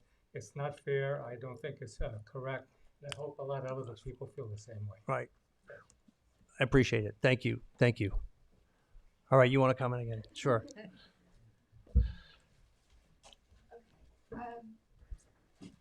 Well, I have one thing is that I kind of object to the concept that big houses are not good, mass is not good. A good design, even if it is bigger, and as long as proportional to the lot, it's good. And that's number one. Number two is that if you say we're going to count our garage towards the GFA, what people's reaction would be, my client's reaction would be okay, we don't build the garage. But we also have parking requirement. The parking requirement is number of bedroom minus one. If people don't build their garages, you will see a large parking lot with lots of cars parking there. I'm not sure that's our goal either. And then I agree with what the gentleman just said before. This is Southampton. People bought the land here thinking that they can do this, do that. And then when their time is ready, they can now do this and that because the code is changed. And one of my clients, he contacted me about 3 years ago. He actually is a longtime resident and his family lived here, but he doesn't have the money to build. So he's constantly postponing. We did the design, we said, okay, we are now 12% plus 1,500 now, we're 10% plus 1,500 now. Oh, your house cannot be 35 feet anymore, it has to be lower now. And now, the garage is gone too. And Well, the garage is not gone. It's no, yeah. I know Yeah. that half of it is gone with detached. Let's put it that way. So I don't think it's to be honest, this one I really think is not quite fair. And I do know that in the village of East Hampton, they have their garages and porches, and they have another formula. That's correct. They have a formula for calculating the garages as well. Just like completely cross it out of people's life. I think it's like a little bit. I felt devastated for them. That's what I want to say. And then can I just please add one more? So the first code, instead of saying 20,000 square foot a lot, we're gonna do 20 setback. Can we please actually look at the width of the lot? Because the lot I was talking about, 36,000 square foot, is very narrow, really long. Yeah. So that setback of 20 feet is very negative. Okay. Thank you. Anyone else comment from the audience or yeah, sorry. Hi, Alex Judson. I also live with and brought my family here. I just want to say, listen, I think what's happening with the green space and the laws that you talked about, they make a lot of sense. And I appreciate thinking that. I'm a resident of Southampton Village. I want Southampton Village to remain a great place to be for all of its residents. my wife Whitney pointed out that we have a growing family, and we are now living in a house that was my mother's that she bought in 1994. And it's a 1930s house. It has a limited amount of room to grow, and that room is actually reducing by a lot by considering this detached garage that we have as SGFA. I mean, there are, I'm sure, huge benefits to it for a lot of folks, and I don't want to discount that. But I think for us, looking to add an extra bedroom, we have nowhere to go. We are in, as many folks have pointed out, a very narrow lot. And if you go by what I think the last addition to our house was done in 1985, so that was somehow grandfathered in, but 15 feet actually goes inside of our house from the side of our setbacks right now. So we don't have the ability to expand much further Right. at this point. We were talking and have been talking, our kids are starting Southampton Elementary, about how we could expand a little bit, and it seems like this is going to be a hindrance to any expansion we can potentially do. And that's all I have. Well, no, I would actually welcome you to come in and maybe meet with the building inspector and show us, what you have on your specific property and with the house that's currently there and see how it could be expanded for you and your family. I think Chris is quite creative, and I think, we could, I'd be happy to come and join the meeting too and spend some time with you and whomever to look at that. I would appreciate that. Thank you. Sure, absolutely. Anyone else from the public would like to comment? Sage, anyone else online? Okay. Thank you.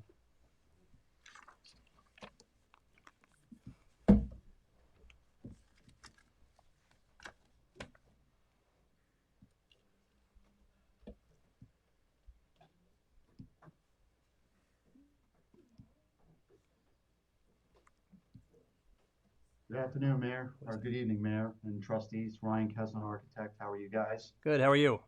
I'm all right. So, with regards to the garage, I think it really is overdone. 520 square feet out of a house is a tremendous amount. A lot of these lots are very small, and to take out, even 200 feet can be difficult at times. The lots in the village of East Hampton tend to be a little bit bigger than the ones in the Southampton area. And I understand your need for trying to bring the massing down and things of that nature. But, as a design professional, when we're dealing with stuff and we have to deal with parking requirements and massing and everything else, taking another 520 square feet out of a house is going to be so detrimental. Just for any client, it doesn't matter if it's going to be a spec home that they're trying to sell, or if it's going to be a house that's going to be renovated, like the gentleman just before you. It's going to be so unbelievably detrimental to development out here. One thing I would suggest is you review the whole flat roof requirement, because that's the one that actually forces the homes to get bigger, believe it or not. And I'd be happy to meet with you privately or in a public forum and demonstrate that for you.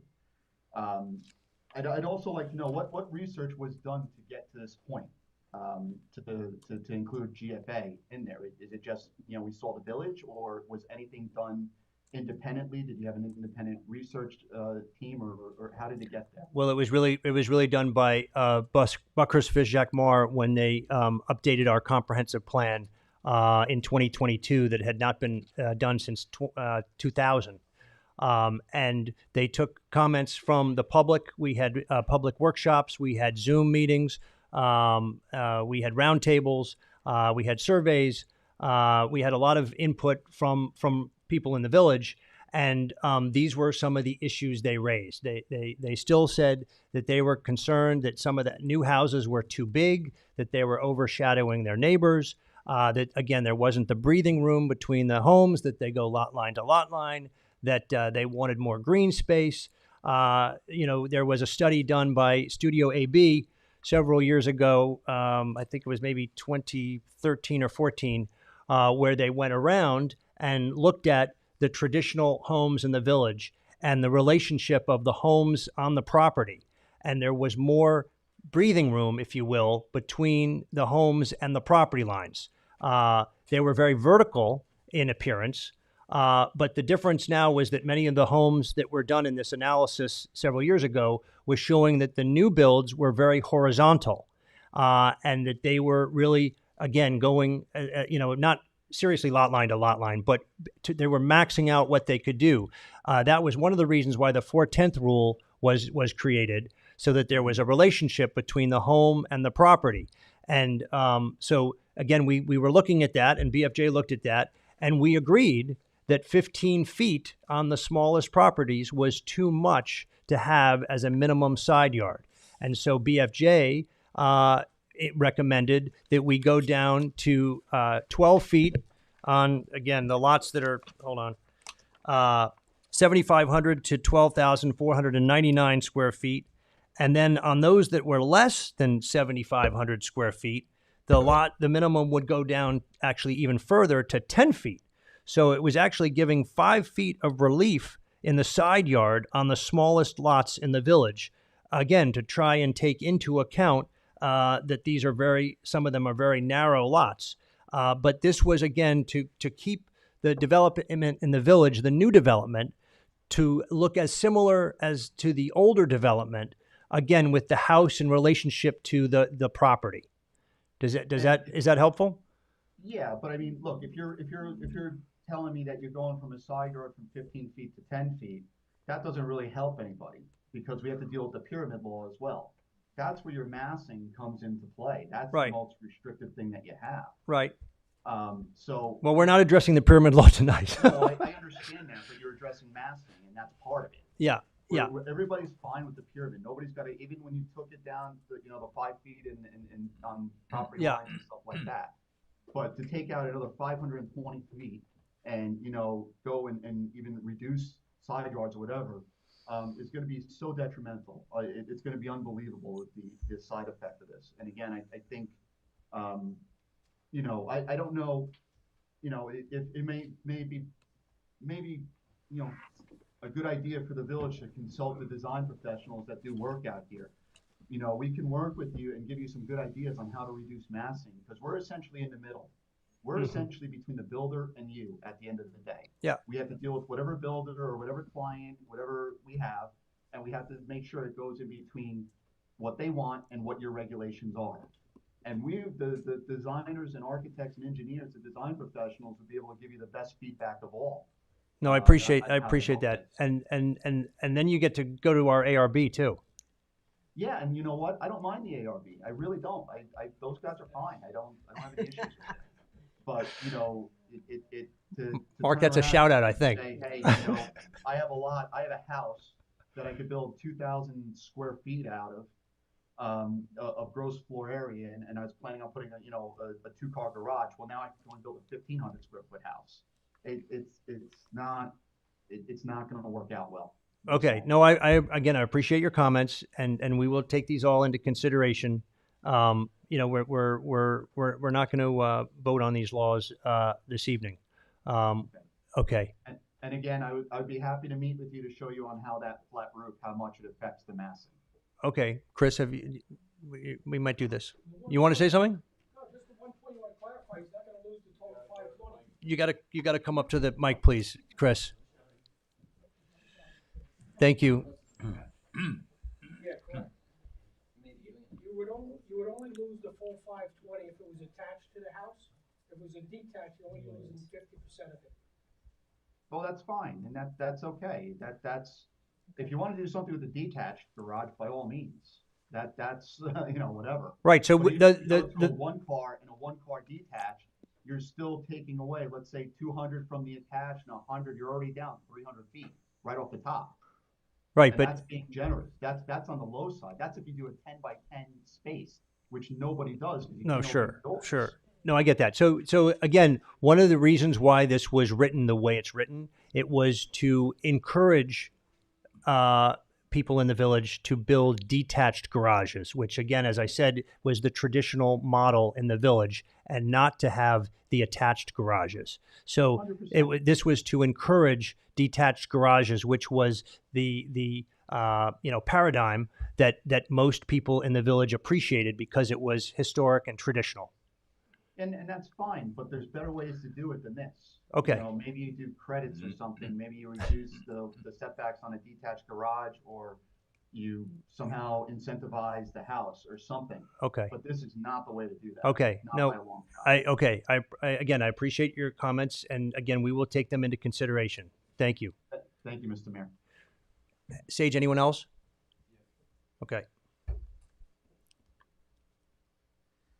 glad to see we have so much participation this evening.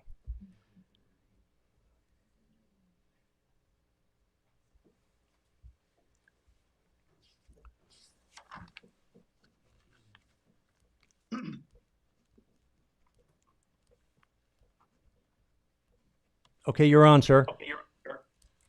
Hi, good evening. My name is Kevin Wells. I am a developer and a builder.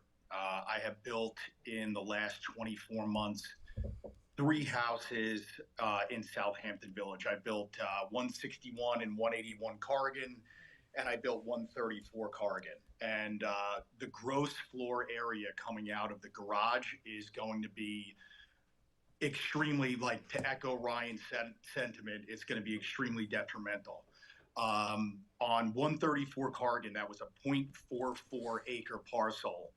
We got a 3,400 square foot house. You know, by no means, if you look at, mansions or what people would consider large houses, is 3,400 square feet a big house. It did have a 2-car attached garage, which was about 500 square feet. So now that becomes a 2,900 square foot home. And that was 5 bedrooms, and that would probably take out 1 or 2 bedrooms. And I don't think really what people aren't understanding is the gravity of what the reduced square footage and bedroom count is going to do to property values. There's absolutely no way that property values are not going to be affected when a house that could be 5 bedrooms is now 3 if you have to take out 500 square feet. I also think that the relationship between encouraging detached garages is very conflicted, because again, you're implementing a green space rule, which is fine. I think the green space rule makes sense, and I don't think it's overly restrictive. But when you now say, okay, we want to encourage detached garages, obviously that's going to be a separate roof structure with another driveway going past the house to the back of the property. It's just conflicted. It's not cohesive. It doesn't make sense. Obviously, detached garages are going to, aside from the carbon footprint of another roof structure, running utilities back and forth to the garage, and also having, decreased green space and additional driveway. I don't really think that makes sense. But again, I think really the main issue to bring up here is what, obviously, like it or not, real estate is our main economy and our main business in Southampton Village and the Hamptons in general.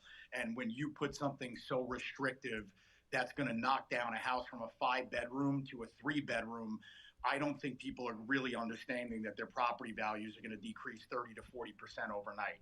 And I don't know. That to me doesn't make sense. I invite the mayor, I invite everyone on the board. You can come meet me on Corrigan Street. I can tour you on the interiors. I have great relationships with the wonderful families that purchase these homes. We can go inside. You can see the volume. I think that they completely fit with the fabric of the neighborhood. They're not, they don't look overbuilt. They don't have huge massing. I think they fit with the fabric of the neighborhood greatly. And I think they're very, very handsome homes. And like I said, I think to take another, 500 or even 250 square feet, which is 1 or 2 bedrooms out of them, is going too far. All right. Thank you very much for your comments. Appreciate you joining us this evening. Thank you. Sage?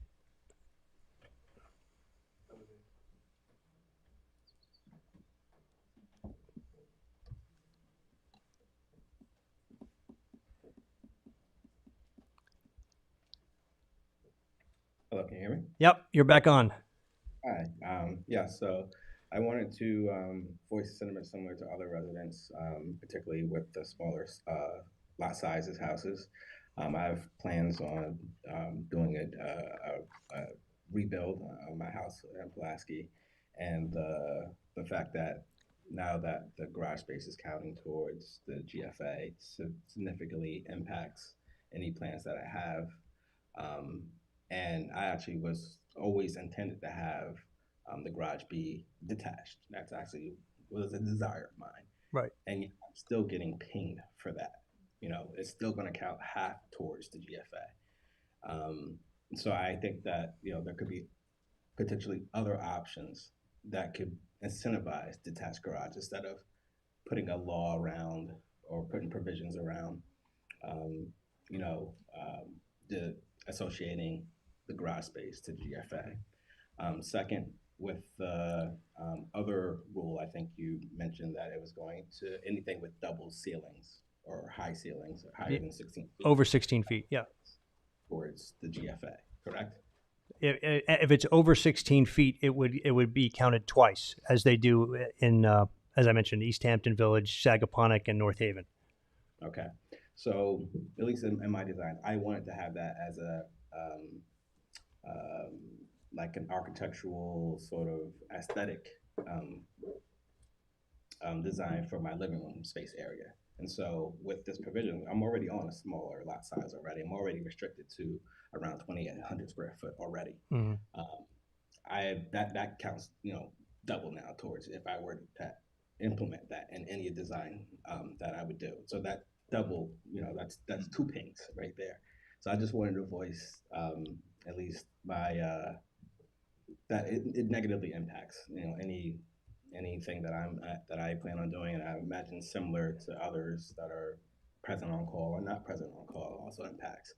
And just, you know, going back to what I was saying before, like to find ways to, you know, communicate information out in different formats versus like how we've traditionally been doing it with, you know, Southampton Press or whatever. Mm-hmm. I think that, you know, the more visibility that you can get to like these proposed changes, the more like this feedback would come on the other side of it before the proposal is already sort of in motion. Mm-hmm. So that's all. Okay, thank you very much. I appreciate it again. Sage, is there anyone else? Okay.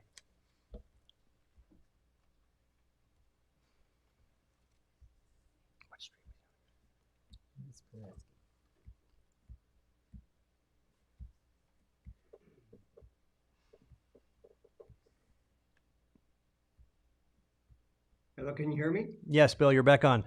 Yes. So you know this issue about the size of the garage, you know, am I correct in understanding that that you're going to count half of a detached garage against the GFA of the principal residence? That's correct. So what you're doing then is even penalizing someone who wishes to build only a single car garage, because you know, and let's say that you make it a minimum that you can make it, which would be about 220 square feet, maybe 225 square feet. Mm-hmm. You know, you're now taking you have 112 and a half square feet that you have to take out of the GFA of the house. What I think you've got here is a situation where you've got some unintended consequences, and people are going to not even build single car garages. You know, if you're trying to reduce the amount of massing, well, I would say at least make an exception to allow the size of a single car garage to be permitted on the property. You can count it against the lot coverage, but don't count it, you know, half of that single car garage against the GFA of the house. And you know, the other speakers are all correct. This is you're eliminating the possibility of people having another bedroom, adding another bedroom in their house, or perhaps a bathroom, you know, so that or two bathrooms, so that each member of the family could have their own bath, which is desirable in the current markets.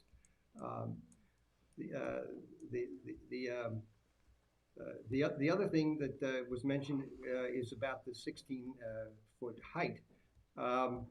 16 feet is 8 and 8, But if you have 2 stories, you need an interstitial space of at least a foot. So let's say you've got 17 feet. And most people, most of the desire in the market is to have a minimum of about 9 feet, at least on the first floor.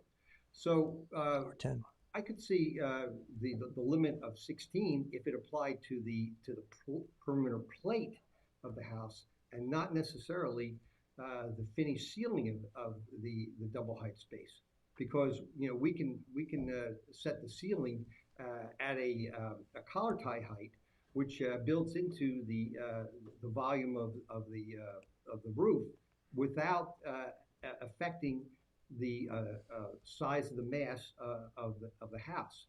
But to limit it at 16, and you would end up having, for instance, if you're building a stair hall, for instance, and it had a balcony when you reach the top.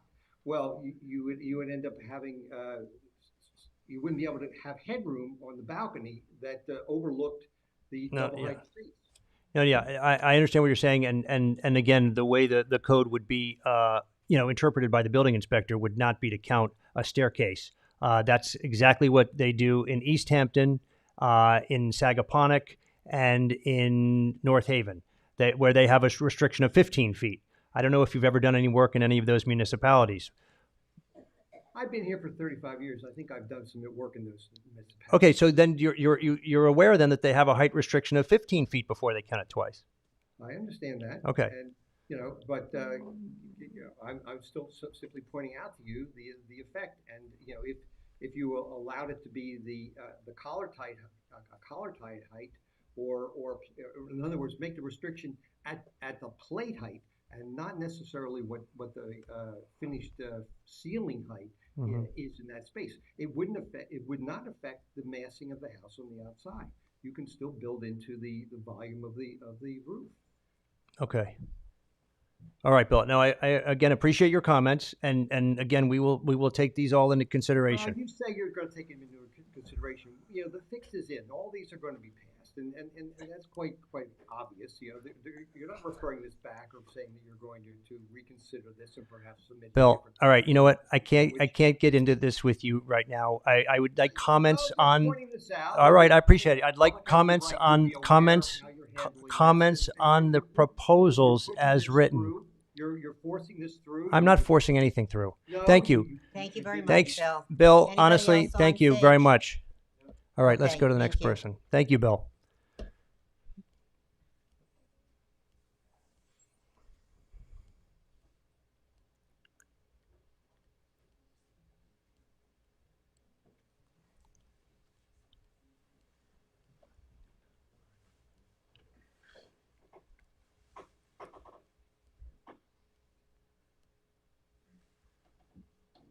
Is Darren coming back, Sage, or someone else? Okay.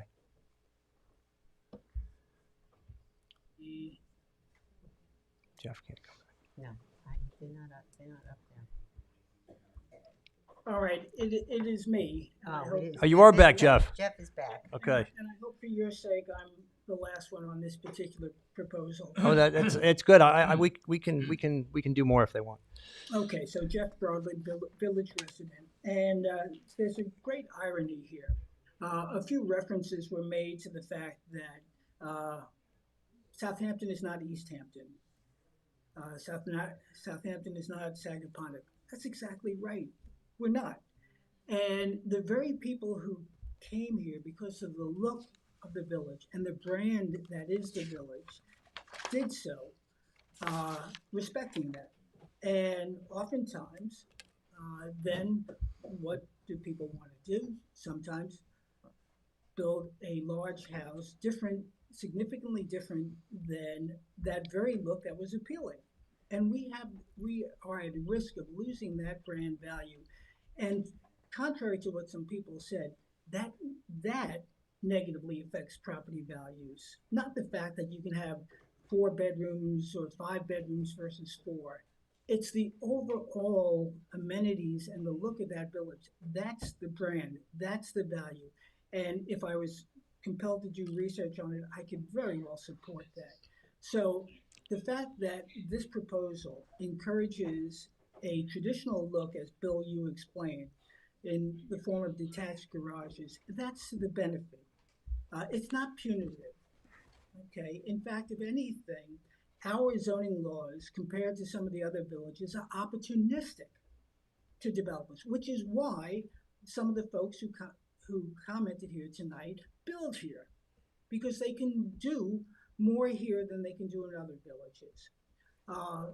And this board is trying to be respectful of both development and the brand of the village. And I think this proposal is well-based, well-sounded, has been, again, transparent in its presentation, and I fully support its voting and implementation. Thank you, Jeff. Appreciate it. Thanks, Jeff. Is there anyone else, Sage? Jay. It's a different law. You can speak again. J.D. Singh, president of the village. I just want to point out that I did work very closely on the AB study that was done, and that was done in 2018. Oh, 2018. Sorry, And, I was off for a few years. At that point, the comment from Glynis Berry, who has tremendous experience on both the North Fork and the South Fork, was that our current zoning, if everyone builds according to the current zoning, our village is environmentally unsustainable. So we're already seeing that in many areas where the water flow on heavy rain days comes down streets in torrents. It's destroying our roads, it's flooding basements, it's overwhelming the drainage system that we have. So we're doing something wrong. And I think that we've got to give this a try. If it doesn't work, if it's, let's hope that the process will allow those who have unique situations to get a variance, to have a little bit of additional leeway. But I think this is the time. If we don't do it now, the village is going to be lost, as Jeff said. So I thank you for your time and the effort that you've made in bringing this forward. Thank you, Jay. Anyone else, Sage? Okay. Okay.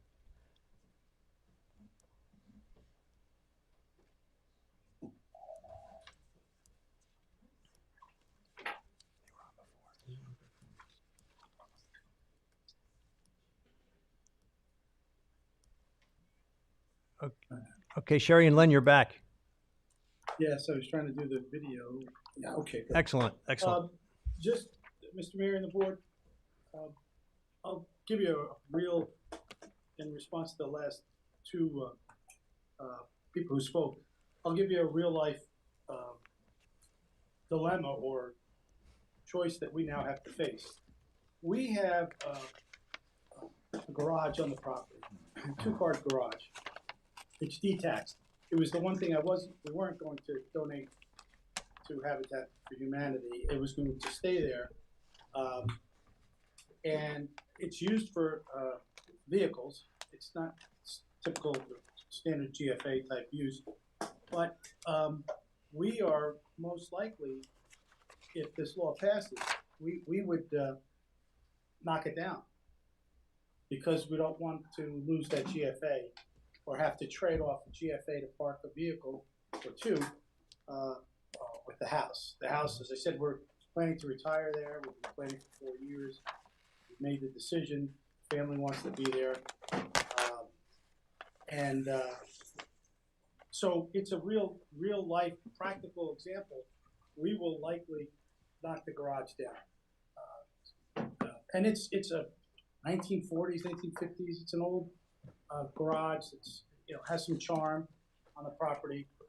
It's detached, but I just wanted to give you a real life practical effect of that. I think having been on zoning board, planning board, and architectural review board, being involved with BFJ even in our massing, we have the pyramid law on massing, and we also have the lot coverage, pervious or permeable driveway solutions, and to the point of the gentleman who just spoke, we live now in a municipality that's featured on the news all the time about flooding. We probably experienced the worst flooding in downstate area here.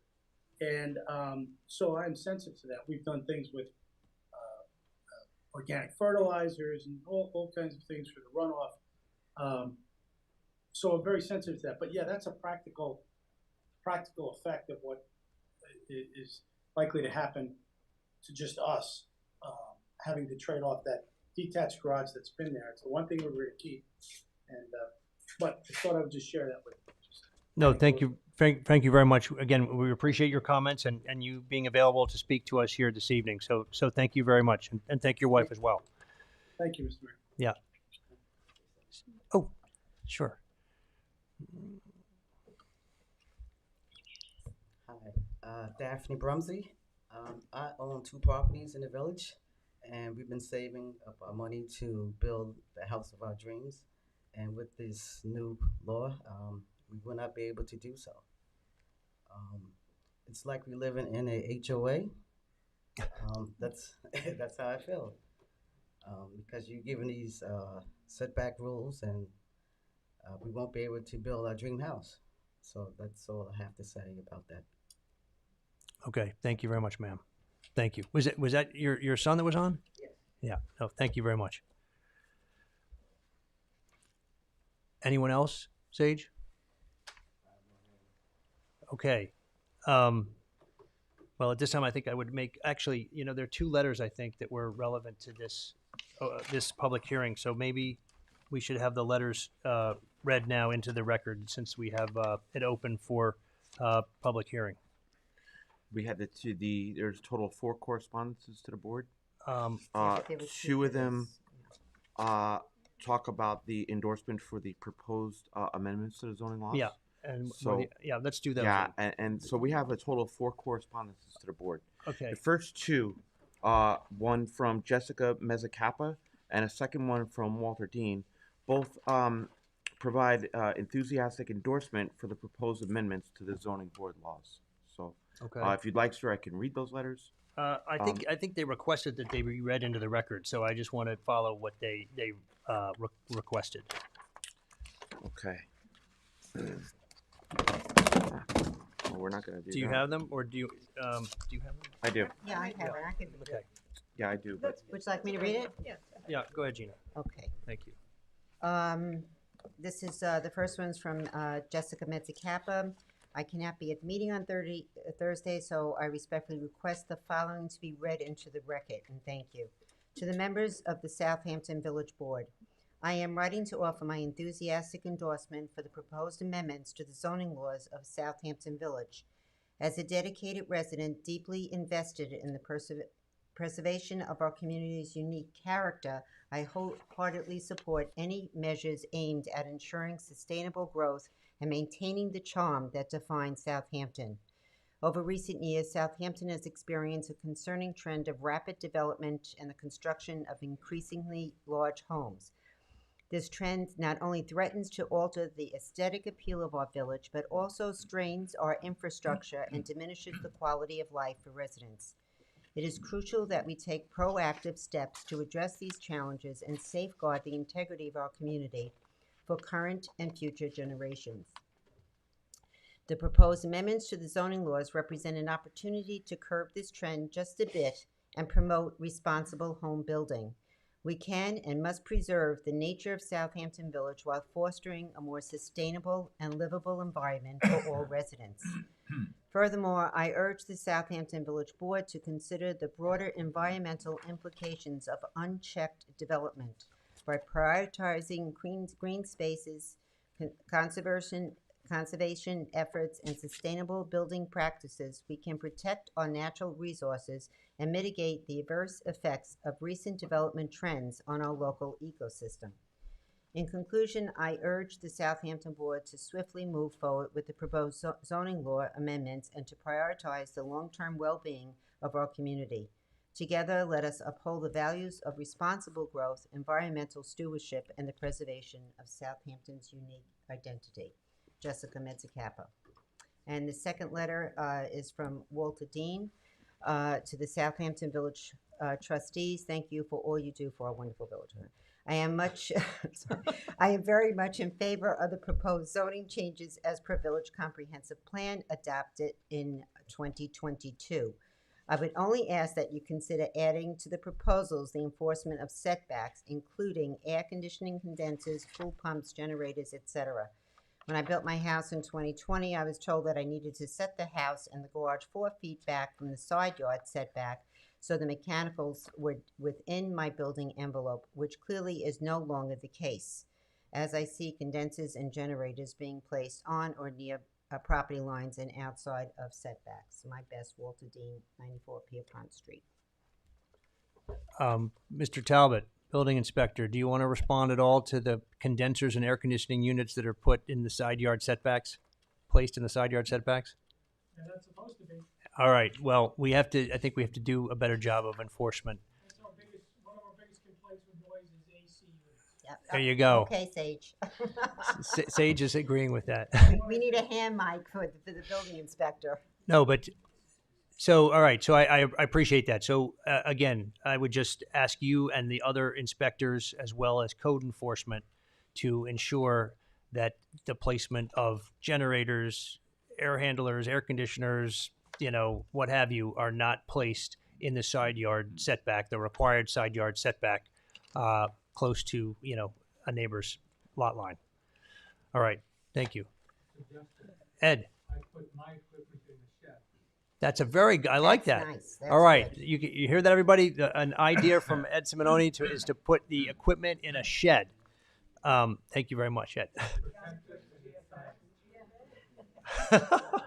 All right. Anyway. There are 2 other letters. Yes.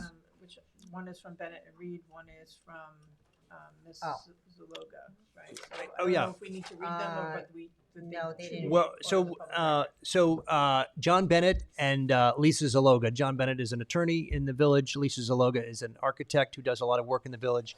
They both requested, again, that the effective date of the proposed laws be made earlier than today.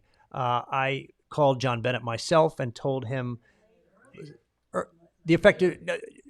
No, not the effective date of the law, but the Grandfather. applicability of The the grandfathering. The Grandfathering. grandfathering. The grandfathering effective date would be earlier.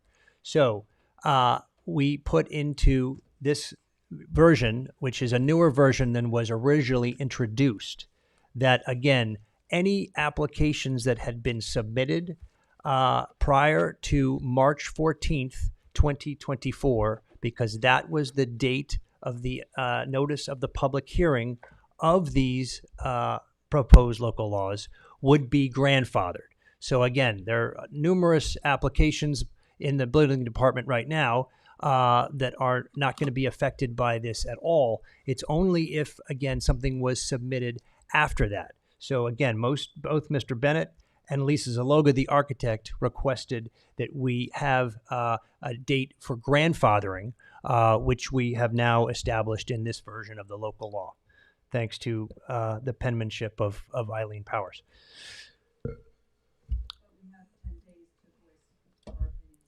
Yes, in written comment, yes. So at this point, if there are no more comments on this, I would like to close this public hearing, but keep it open for written comment for 10 days. And do I have a second? Second. All in favor? Aye. Aye. Okay. Thank you very much.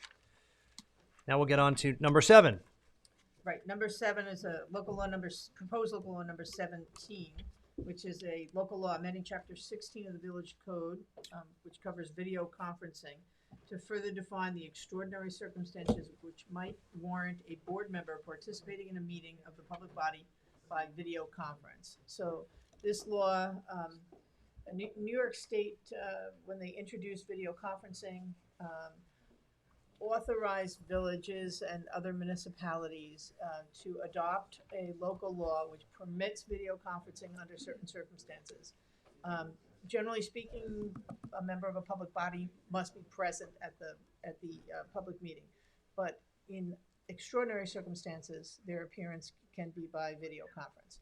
So this is an effort to just amend our code to try to further define what we consider an extraordinary, or what the village considers an extraordinary circumstance. Exactly. So with that, I will make a motion to open this public hearing. Second. Second. All in favor? Aye. Okay. Anyone like to come and speak about the video conferencing change? I see Mr. McIntyre coming forward. We've got a room full of architects, builders, and John Bennett. It feels like one of my architecture review board meetings. He was only here in a letter, though. Good evening. Good evening. Good evening. Mr. Mayor and trustees. I've reviewed the law as it currently stands, or the code change as it currently stands. There's a few things that's troubling. By way of introduction, I'm also the chairman of the Architecture Review Board. So I thought I'd organize the thoughts and we could go through it together. This is how our law currently stands. So we are generally in attendance consistent with Public Officers Law 103A, which is a state law governing video conferencing and participation. So my first step was to figure out, how do we compare to other villages? So if you go to the town of Southampton, the town of Southampton code is actually even smaller and has the same place that it says video conferencing technology in a manner consistent with Public Officers Law 103-A, and they may be amended and changed as needed by the town Haven Board. If we look how we are operating in Sag Harbor, they're operating much the same as Southampton is currently operating, the town of Southampton. And our newest village, Sagaponic, now they've defined which boards it applies to, but they also have video conferencing to conduct meetings with the requirements of Public Officers Law 103.8 are met, and that the Board of Trustees can enact procedures by village meetings and held by video conference. I'm glad to hear you speak so much about East Hampton tonight, because when I went to the town of East Hampton, they're the only village out here that's actually gone farther to actually define what is meant by extraordinary circumstances. If you read their code, they define it further as one or more of the following of disability, illness, and medical conditions, caregiving responsibilities, but under number 4, absences due to scheduled events which cannot be rescheduled, or for which rescheduling would result in significant economic expense to the member.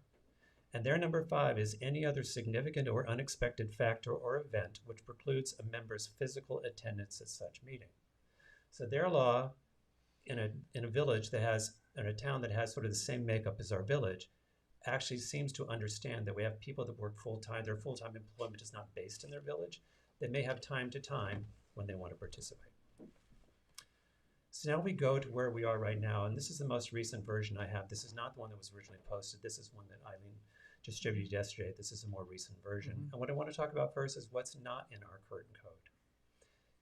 Our current code picks up from State Code 103, but if you read halfway down through 6, ours says, which include disability, illness, careness, and responsibilities, but the language of the state code actually adds any other significant or unexpected factor or event which precludes the member's physical attendance in such meetings. Now, if you look at East Hampton's code again, you see they've actually picked up that significant or. Because to me, if I'm working in New York City and I get called into a non-regular meeting at 4 o'clock in the afternoon, and my not attendance to that meeting, even if I desire to be at the meeting, would have an effect on my income, I would consider that significant. And by attending that meeting, I don't have time to jump in my car and drive 100 miles to be here to attend a meeting at 6 o'clock if I'm a board member. So to me, that would be considered significant. So it looks like what else we have now right now as it's currently listed. The second line says, special family events and or work or business requirements are not considered extraordinary circumstances unless they require a member to be out of state. We're fortunate in the village. We have a village full of people that are lucky enough to have 2 homes, and in those 2 homes, they split their residence between Southampton and another location. And we draw from the tri-state area. We have people that live in Connecticut, New Jersey. But according to the way this law is currently written, if they're in their house in Greenwich, Connecticut, and they have a business or extraordinary circumstance in Greenwich, that's fine. It doesn't count. If you're in New Jersey, that's fine. But if you're in New York City, you have to be absent from a meeting. But that's not the intent of this. But that's what this says. This is why I'm bringing it up to you. The next thing we come down to is, however, such video conferencing by a member due to out of state. special family events and work business shall be limited to 3 times in a calendar year. So the previous sentence seems to apply unequally to the population base that we draw from in Southampton, because we certainly have people with homes here from Connecticut and from New Jersey as part of our population. And now we add into the work business shall be limited to 2 or 3 times a year. First of all, what that doesn't take into consideration is the uneven amount of board members that we have. The Zoning Board of Appeals meets 14 times a year. The Planning Board, these are 2023 numbers, met 17, but the Board of Architecture Review was scheduled to meet 22 times last year. 22 times. Now we actually only met 20 because 2 meetings last year we had to cancel at the last minute because we didn't have quorum. It requires that you have 3 quorum in the room. And we didn't have quorum because we were down members. And that's one of the things I want to consider when we start looking at some of these laws that can be restrictive. When we go to ask people to serve on our boards, anything you do restricts it, and a very small pool of qualified candidates makes it more difficult. And also, the uneven amount of participation allowed to, say, the Architecture Review Board, and frankly, you guys, from the Zoning Board to the Planning Board, doesn't feel correct. So what this comes down to is when we have this rule that if I'm in New York City, I can't attend a meeting, I have to call in, or I can only attend 2 meetings, or after 2 meetings I have to be absent. What that actually does is increase absences. Now here's the problem in that. In order to get something passed by the Architecture Review Board and all our boards, it requires 3 votes. Now, if we have a full board, that's more fair to the applicant. It's actually a burden on the applicant when you don't have a full board because you're increasing the difficulty in getting an approval. So the way these laws are currently written, I'm concerned that A, we're going to have more difficulty recruiting people, but you're going to have a higher incidence of absences. So from a applicant standpoint, you're going to have meetings where you have 4 or meetings that have 3, and it requires 3 to get a vote, but you're making it increasingly difficult. From a practical standpoint, for my board members, what happens is the architect or whoever comes and they do their application, they start surveying the board. The board is now listened to 1-hour application, but if the applicant is not certain that they can get to the 3 votes they needed if we have absences on the board, they simply adjourn to the next meeting. So now I have the same application that I've had multiple times that now goes on the agenda again, and it takes 3.5 to 6-hour meetings and makes them even longer. Therefore, I think the way this is written is also a burden on my board members. When we look at, and the burden of board members goes a number of ways. When it's an applicant, the burden is getting a yes, and the burden to come back, and where we are right now, that can be, you're also delaying them by 2 to as much as 4 weeks to be able to come back to the Architecture Review Board or the other boards in order to move their project forward. And I think that's a financial burden on an applicant because they're now having to pay the lawyers, the architects, the people they're paying by the hour to come with them to represent yet again. So I think we need to do everything we can to give as much flexibility as we can for people to be able to, without breaking law, to be able to participate by Zoom. So I think we have to look a little broader at what this application means in extraordinary circumstances. Now, I am understanding that one of the things that prompted this meeting, this need, was an inquiry actually about trustees and Zoom appearances. If that's so, then this almost reads where we're building this law as either punitive or targeted. But these are very different circumstances because you as trustees are publicly voted officials. If as a voter or resident of Southampton, we are unhappy with the way our voted officials are operating, we can simply vote them out at the next voting. Someone who serves on the Architecture Review Board serves for a 3 or a 5-year term. So it's a whole different circumstance. The other thing I would consider is anything that we do that starts to make it look more difficult for someone to apply to be a member is not in the best interest of the board. The last time we went through this, we had 4 and 5 months absences when we've had absences on the board, which is why we've had to cancel the meetings, because these jobs are difficult. An Architecture Review Board meeting lasts 3.5 to 5 hours 20 times a year, and each meeting has 3 to 5 hours of prep time. So it's a big commitment that we're asking people, many of which are full-time employed, to give up to be part of this. So I'm asking you on behalf of not only myself as the chairman of the Architecture Review Board, but I'm also asking you on behalf of the other members of my board with whom I've shared my thoughts, and we are asking you to reconsider this and not approve this as it is written tonight. Thank you. Mark, can I just ask you one question, which is, we only started doing Zoom when COVID came. Right. And I was chairman of the planning board for many years before that, and we didn't have Zoom, and people had to show up. If they didn't show up, they didn't come, and we had 4 people or 3 people. If we didn't have enough people, we didn't have a quorum. But I don't think in my entire time as chairman of the planning board, or when I was on the planning board, which is 15 years, I think we had one time where we did not have a quorum. So what's changed? The world. If you look at the Zoom participation in anything prior to COVID, it was very minimal. As a matter of fact, if you looked at what happened to COVID stock right after COVID happened, the stock went through the roof because of the use of COVID, because the Zoom became normal. It was like QR codes. Nobody knew what to do with the QR code really until COVID, because they were stuck at home and had no choice, and they put them up to the Today Show to buy something from the Today Show on TV. So different technologies that became used in COVID have now become part of our regular life. Now, as is right, this law could go away in July. In July of this year. But we also have to look at the progression of technology. One of the things that our learning from Zoom is teaching us is that we can take qualified candidates and give them an opportunity to participate, and Zoom can be part of that, where the benefit of the applicant is more opportunity to have a full board and full people looking at and assessing their applications. That's not just about Southampton. I think that's about the world. I don't think, look what happened. Everyone was working from home. No one's going back 5 days a week. They're going back 3 to 5 days a week because they're still using Zoom and technology is a different way to perform their job. So I don't actually think we're going to be in a world where we're going to not have a teleconferencing option, because I think our applicants want the teleconferencing option. Look at tonight, how many people came to you by teleconference. I think our applicants and our residents want teleconferencing as much as my board members do when they can't be absent. Look, nobody goes, as hard as these jobs are to do, nobody signs up to do the job with the desire to be absent, because that just wouldn't make any sense.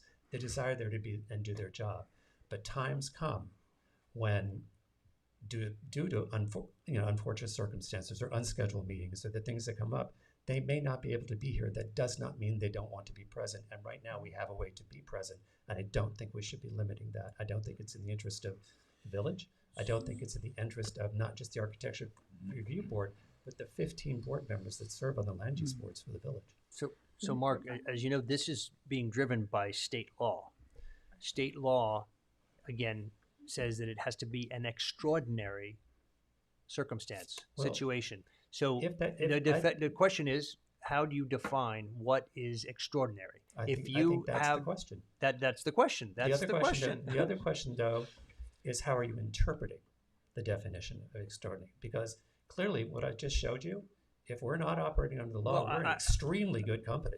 Because the town of Southampton, Sag Harbor, the town of Southampton, Sag Harbor, they're all there with us. Because nobody else is further, other than East Hampton, that I found have further defined this. Hang on a minute. I don't know that that's true, because what those laws said was they were going to adopt procedures. No, that said they may adopt them. When I went to the code, there were none there. They don't have to be in the code, the procedures, by definition. Otherwise, it would say you have to adopt them in a code. It says you can adopt procedures. And then I would ask you if they have.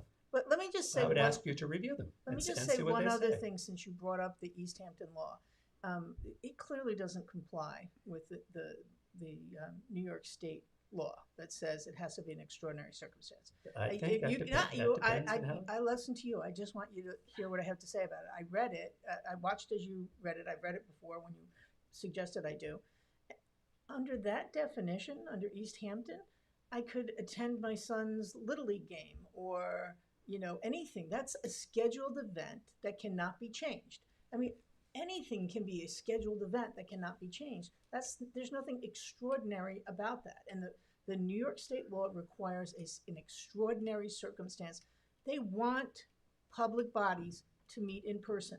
That's what the state law is. And then the state law also wants people to have a mechanism by which they can attend occasionally when necessary by video conference versus not attending. And I think the way that we have written the code currently is not flexible in allowing for that. Listen, if I can attend because I'm in Connecticut, but I can't attend under current code because I'm in New York City, that doesn't make sense to me given the population that we have in Southampton. So I'd ask you to consider, and if there are, I would ask you to find out if they have, and if they have it, I'd ask you to look at them and bring this back forward so we can review it again. I think that's fair. You have a lot of people giving a whole lot of time that this affects. You do realize also that what we did today, what we're proposing to do today, expands what's considered an extraordinary circumstance. It does not limit it. I think that depends. It depends on who you talk to. But I would ask you guys as trustees. Well, why don't we read? Actually, I'd like Eileen to read the state code so that we can all hear exactly what the state, the relevant paragraph. Is Yeah. fairly short. I'm sorry? Because again, I don't know. Relevant paragraph of the state code says, members of the public body, and the rest of the code defines that, etc., shall be physically present at any such meeting unless such member is unable to be physically present at such meeting location due to extraordinary circumstances as set forth in the resolution and written procedures adopted pursuant to paragraph A and B of this subdivision, including disability, illness, caregiving responsibilities, or any other significant or unexpected factor or event which precludes the member's physical attendance at such meeting. So those items are all a further definition of what the state considers an extraordinary circumstance. So it has to be an extraordinary circumstance, and these things might include an extraordinary circumstance. But when something happens regularly, it is no longer extraordinary by definition.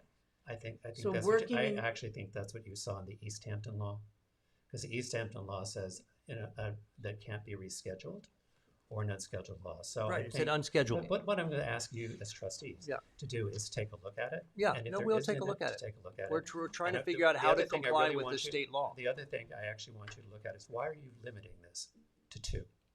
We're That not makes no limiting it sense to to 2. me. We've already Okay, if you're we've going just to already 3, why increased would it you to limit 3. it to 3? Because that is not evenly applied across all your land use boards. Okay, well we We can need look to be as flexible as okay, we we can to can help look at board doing it on a members. percentage basis, a percentage of the You could meetings. look at it. That would be something we could look at. But obviously, if someone, we can't have just everybody on the board always zoom in.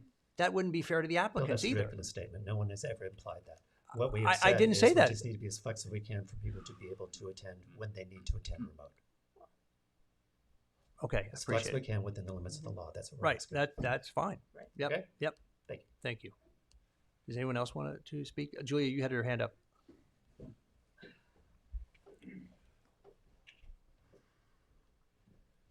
My name's Julia McCormick, and I'm a member of the Zoning Board of Appeals for Southampton Village as well. And I very much want to support Mark McIntyre's statements, but I also wanted to comment on Roy's question to Mark, which was what's happened. The makeup and the recruitment by the trustees of land use board members has also changed.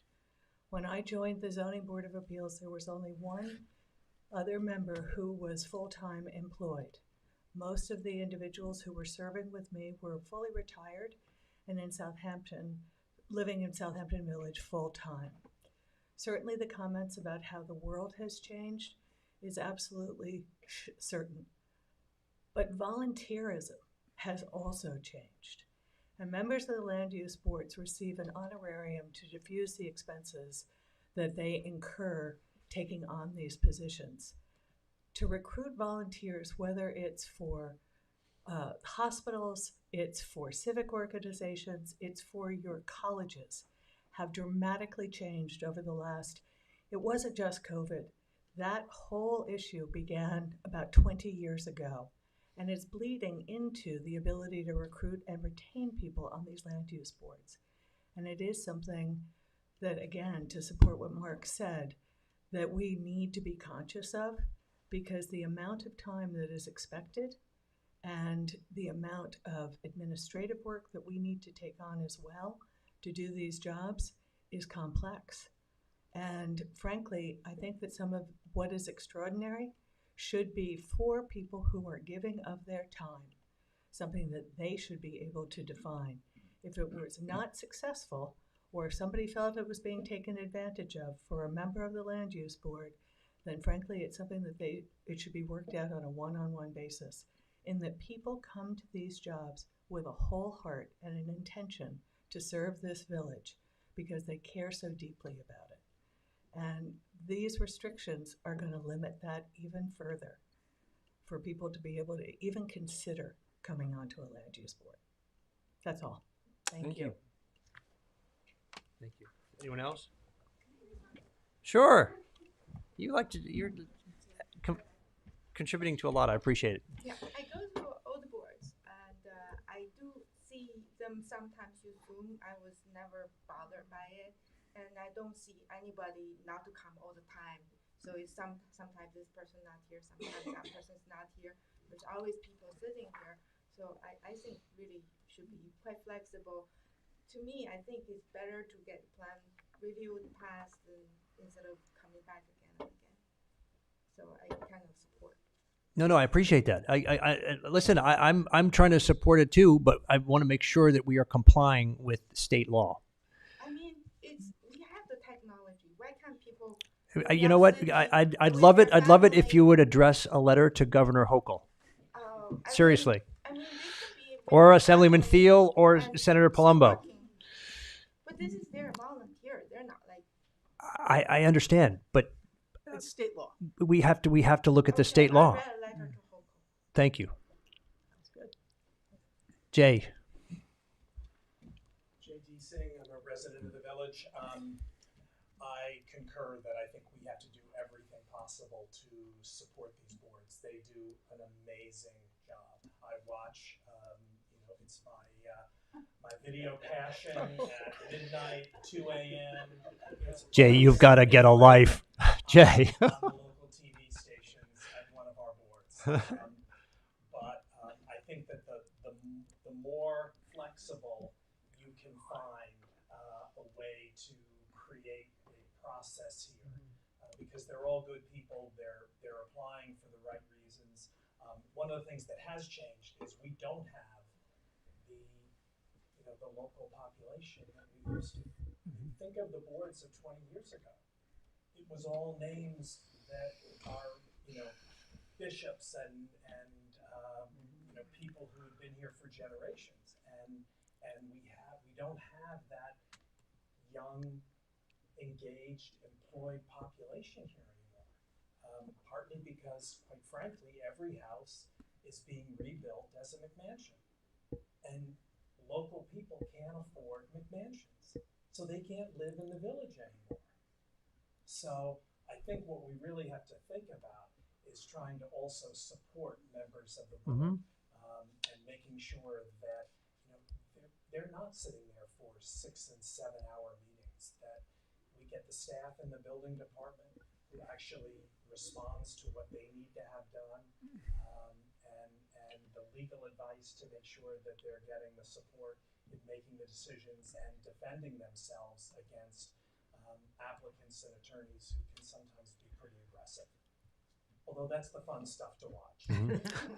Sorry. Thank you, Jay. Thank you. Thanks, Jay. Anyone else? Michelle? I knew Michelle couldn't help himself. Susan, you're next. My name is Michel Progar. I'm a resident of the village. We live in a Zoom world. I'm on many boards, many organizations. Slowly but surely, these meetings have moved to Zoom. And guess what? It works very, very well because it's very organized, because people speak in the mic and you can listen to them, versus here, where when I try to vision it, you can hear maybe 30% of the proceeding because people speak like this and you can't hear them. So I'm a proponent of Zoom, and I'm pretty sure that within the next few years, we will be on Zoom. It'll be completely accepted, and I completely agree with what Mark said and Jay said. Let's make it easy for people. Let's make it comfortable.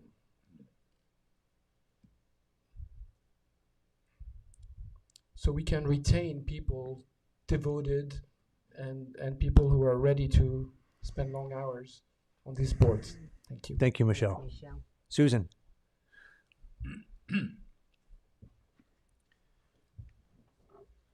My name is Susan Stevenson. I'm a full-time resident of the village. I've been on the Zoning Board of Appeals and the Architectural Review Board. I actually have a question. I mean, I found this to be quite adversarial, the way it was written. And who would be choosing what is extraordinary and what isn't? Do you know? Well, it's state law, so. State law, who would be saying to me, who has missed 2 meetings in 8 years, period? But I'm not happy about this. I feel underappreciated and. Well, no one's trying to penalize members of the boards. Trying to make it. That's not the point at all. Well, it appears that way. Why would we be trying to penalize members of the boards? I have no idea. I could think of a few actually, but Seriously, because that's the farthest thing from But anyone's mind. How is it going to be adjudicated? I mean, if someone Zooms, I don't like Zoom, but in my service, there have been people who have been very ill for months. Yeah, that was.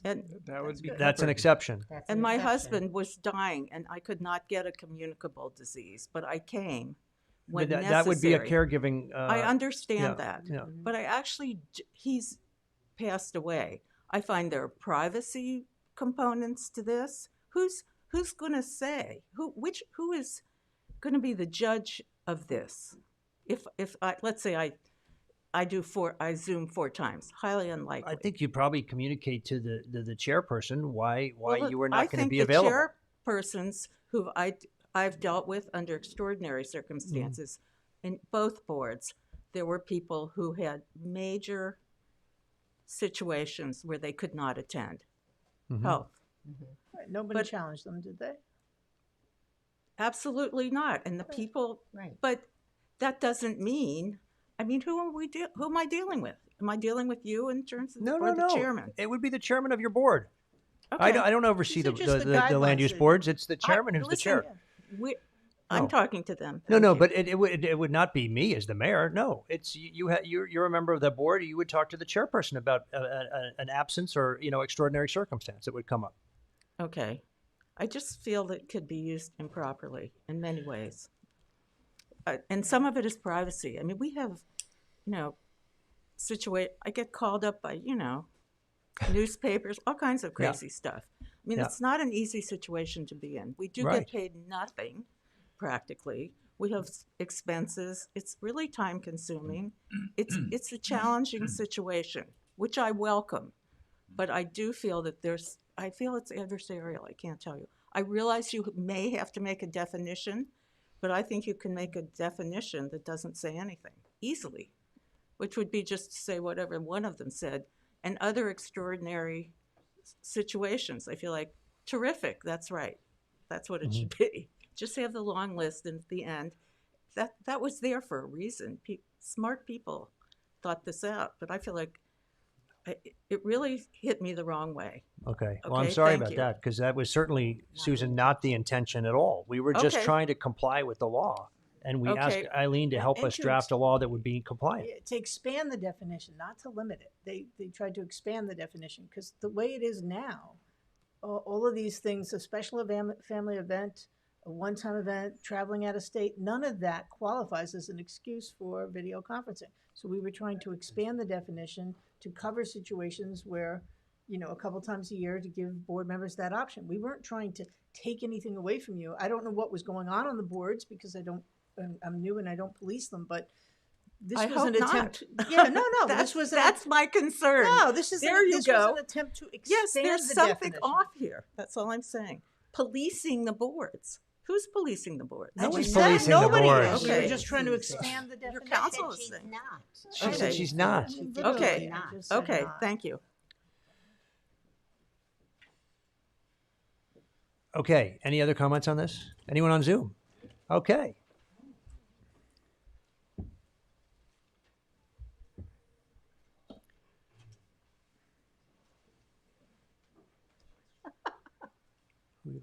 Michelle. Oh. He's taking a selfie with us in the background. I don't know what he's going to do with it.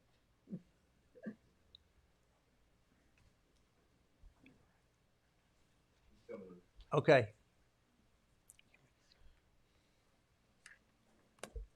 I'm with you. Oh, Jeff, hello. You're Hey. back. Back again.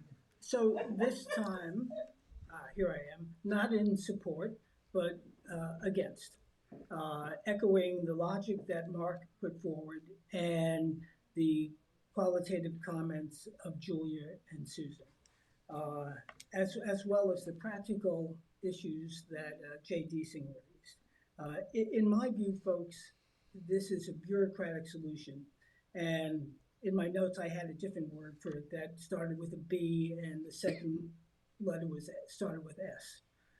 It's a bureaucratic solution to a problem that doesn't exist.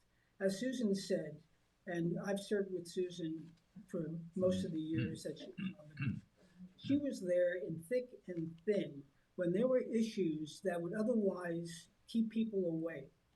And I know that's true of practically every other board member. This proposal, as written, well-intended though it may be, it's written, and I do take umbrage with it as it's written, that it is almost insulting, okay? It's juvenile in its approach. It's impractical in its administration. To Susan's point, we have a good relationship with our chair. He understands, and I'm sure on the other boards and the other chairmen understand when issues.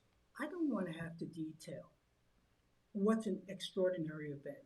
And I'm sorry, council, you can't define what's an extraordinary event, because what's extraordinary to you may be commonplace to somebody else. What's extraordinary to me may be commonplace to somebody else.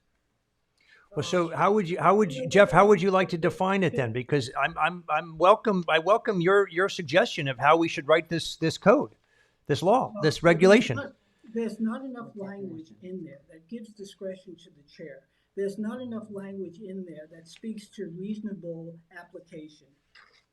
There's not enough language that uses even the words of, which shall not be unreasonably applied. There's none of that. And so when you ask Susan why she takes it that way, it's because it's written that way. So I would suggest to the council that you go back and that you rewrite it in a way that's appropriate for the collegiality that's represented by this community and the board members, and the responsibilities that they have, and the obligations that they have, and the sacrifices that they make. And it is potentially invasive. So if I have an issue, or if somebody else has an issue, and they share not to explain it, who are they to report that to? How are they to administer it? Is it solely to the chair? It's not written that it's solely to the chair. We're appointed by the trustees. So in theory, the trustees could ask anything and everything to prove or substantiate that it's an extraordinary event. If somebody's undergoing chemotherapy and they don't want to disclose that, that's nobody's business. And that is invasive. And I think that's a concern that some of the folks are concerned about. So we're not objecting necessarily to the intent. Personally, I think it is BS because we all commit to it. But if you have to abide by the minimal state requirements, so be it, and you have to mirror that, so be it. But recognize that Southampton is a different community, as has been said on other things today, for good or for bad. And we do have, as some of the folks here said, we have a different population. And that has to be recognized. And I think there's also a practicality, both in terms of administration and recruiting members of the board. And so I think, again, to the extent that you have to have something on the record, to the extent that the intent is to make it more expansive, to the extent that it is to make it more collegial and more friendly, then do so. It's not written that way. Okay. Well, again, Jeff, I welcome whatever language you'd like to put forward, and we can look at it to make sure it's compliant with the state law. Well, I'm not the counsel for the village. That is, I said what I thought and what I feel. I think other people reflected the same. I think it's now back to the trustees to give direction to the council to, as much as possible, to implement that. She's a very good wordsmith, and I'm sure she can accommodate that in the language. Okay, I'm not sure I'm understanding where the concern is about the invasion of privacy. Like, we didn't change any of that language that exists now. It'll be the same. So It's how do it's you in state law. how do you administer this? Somebody, so all right, somebody is absent. Okay, right.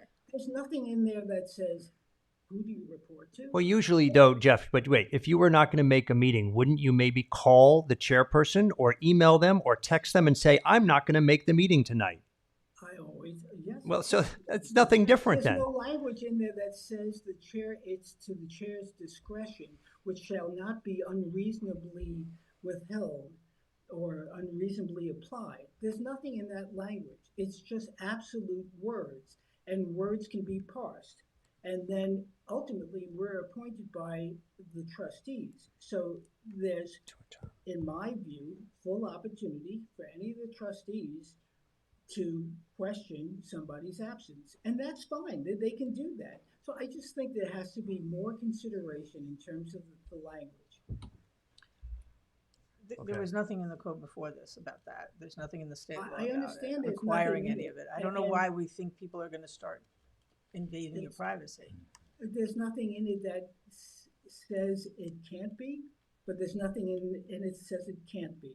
So to the extent that you are a good craftsman of legal language pursuant to codes, village codes, I only ask that. All right, you- so Jeff, we'll take a look at this again. We'll take a look at this again. Much to That's my all I mother's- can say. Yeah, and much to my mother's chagrin, I did not become an attorney. So I leave that to you folks, okay? The rest of the world maybe appreciates you're not an attorney. But we will take this into consideration, Jeff, and we appreciate you voicing your thoughts here. So we will take a look at that. I know Thank you. And look, Oops. Uh-oh. Uh-oh. It's frozen. Frozen, Jeff. I know I've already spoken. I'm just going to add one thing. 'Cause I think Okay, you got to be brief because we've This still is got a very whole brief. When I reached agenda out to get through. when I reached out to the state, I asked a question: Mhm. Can you find me any other community that has defined circumstances out of state, or has put a limit on the amount of times that people can participate? And the answer I got was not that I'm aware of. Okay. And I thank think you. that's where the concerns are. That's a fair question. I think that's what the concerns are. Thank you, Mark. Okay. All right. Anyone else want to be heard on this? Sage, is there anyone else? No? Okay. So, Mayor, I just, oh, if sorry, I can go just, ahead. I just have to address the fact the whole reason this thing came up, certainly not that the board wanted to penalize or in any way weaponize legislation against the land use boards, and I speak for myself, but I know I speak for No, the he board. definitely speaks for us. That This was came never, up- ever the intention. This came up because Never the intention. I, who have been on, as I said, been on planning board, fortunate to be a trustee. I live in Southampton. I have never missed a meeting. I suddenly was going to be out of state, had to go see my daughter. I said to the attorney, I'm going to miss a meeting. What should I do? And she said, oh, well, we have to notice it in the resolution, which we did. The next couple of days, I get a message that what I'm doing is potentially illegal, that I'm not allowed to attend by Zoom if I miss a meeting.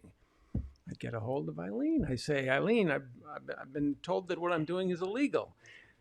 I call up NICOM, which basically legislates or tells us as a board what we're supposed to do as far as code. And I explained to the lawyer at NICOM what my problem was. And he said, oh, well, he read me the code that Eileen read this evening and said it's up to you as every municipality, village, town, whatever municipality gets to define what extraordinary is. So you guys can define it, but if you haven't done it yet, yes, what you are doing is you need to define what extraordinary is. Otherwise, what you're doing is illegal. Yeah.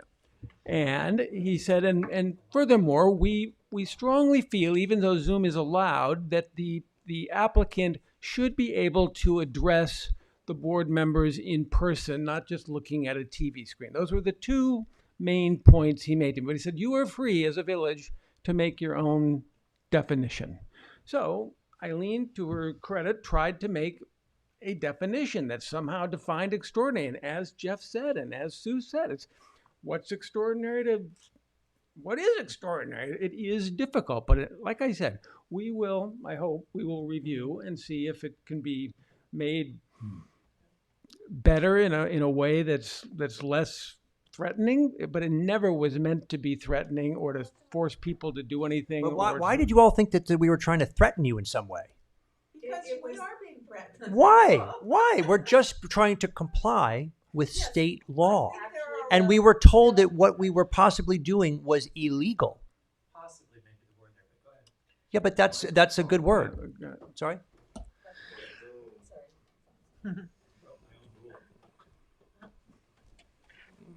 As the materials are currently drafted, how extraordinary is defined would be very prescriptive for some members under certain circumstances.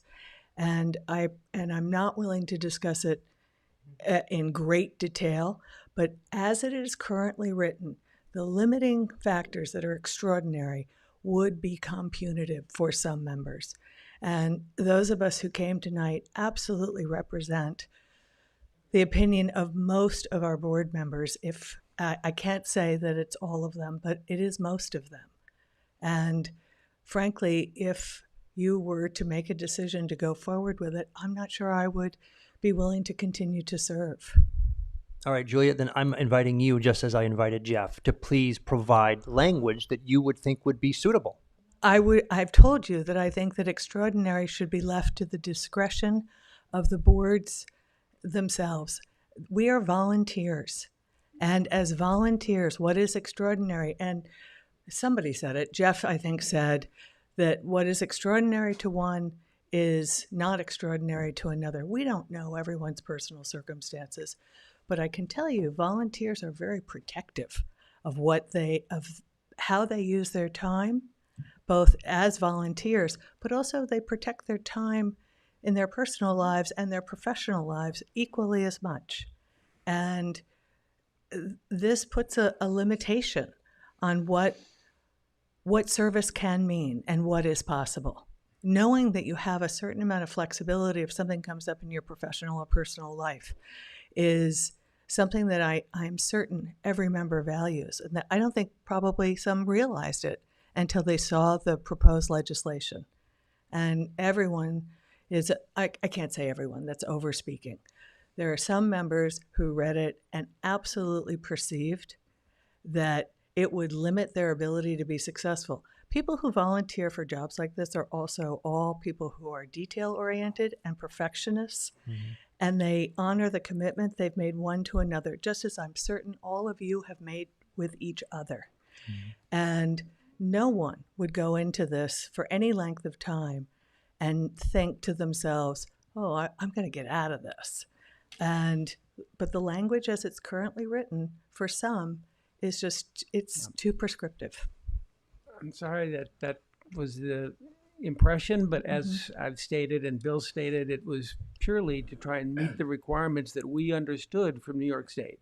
I certainly understood what you were saying about that, Roy, but that is not how it was received. Okay. All of us have given enormous time this week, and we've come again tonight to make sure that our thoughts were heard, because we know that the time you take to be here tonight. It's been a long meeting, a it long has wait been. to make to it has make been. a statement. But we appreciate being heard. Anyway, thank you, Julia. And certainly, again, we would appreciate any comments or definitions of what you think extraordinary means, because somehow we're supposed to codify that. Okay, any other ones, Sage? All right, I will make a motion to close this public hearing. Do I have a second? Second. All in favor? Aye. Okay. No. So we did the correspondence of the board, right? We did, sir. Yes. Okay, so now we'll move to the resolutions. We're on to suggested resolutions. Okay, thank you. And we have 19 for you today. Excellent. All right, I'm going to start here with number 1. Resolved, the claims for the warrant dated April 11th, 2024, totaling $843,103.67, warrant number A-19- General Fund $14,317.78. Warrant number A-20, April Utilities, $67,990. Warrant number H11, Capital Fund, and $1,620. Warrant number CS-4-CS Trust Fund are audited and approved. So, Do you get a motion? Yeah, I'll make the motion. Second. All in favor? Aye. Aye, thank you. Number 2. I see. Okay, Resolved, the reading of the minutes for the October 12th and 24th, 2023 Board of Trustees meetings are dispensed, accepted as filed by the village clerk, and the actions taken at those meetings are hereby ratified and approved. I will make the motion. Second. All in favor? Aye. number 3 on the suggested resolution calendar is gonna be marked off for tonight. That's the Yep. local law we just had. Okay, so we will, I'm Public gonna hearing, we're table that. gonna- I'd like to make a motion to table this Second. for the time being. All in favor? Aye. Okay, Number 4, resolved, the Board of Trustees hereby approves the 2024-2025 preliminary operating and capital budget as amended by the attached changes as the adopted 2024-2025 operating and capital budget. I will make the motion. Second. All in favor? Aye. Number 5 on the calendar is a resolution for a notice of public hearing. Please take notice that a public hearing shall be held as a hybrid in-person Zoom meeting on May 9th, 2024 at 6 p.m. at the Village Meeting Room at the Southampton Village Hall located at 23 Main Street, Southampton, New York, 11968, to hear any and all persons either for or against a proposed local law entitled A Local Law Amending Chapter 110-4 Vehicles and Traffic Penalties for Offenses of the Village Code to increase the penalties for the fine penalties for offenses.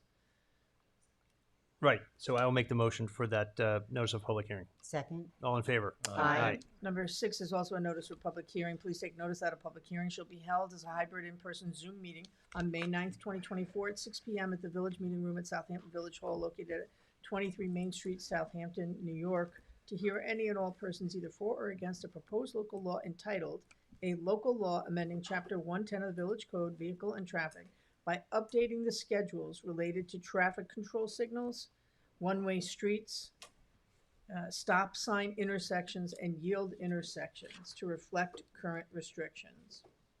I'll make the motion. Second. All, just discussion.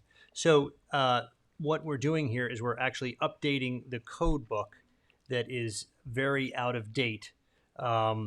This is actually out of date by probably at least a decade or more as to the actual stop signs, yield signs that we have in the village. So I went through the code book, spent a lot of time with it. I then gave it to the chief of police, who had 2 of her officers go through it, again, line by line, to make sure that we were accurate in where the specific signs are located throughout the village. I think that was Officers Castle and Dunkirk. So I want to thank them for their time on this, as well as you, Chief Hertel, for working on this.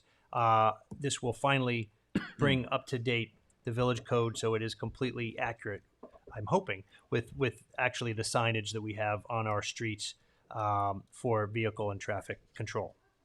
So with that, I would have motion second. All in favor? Aye. Thank you.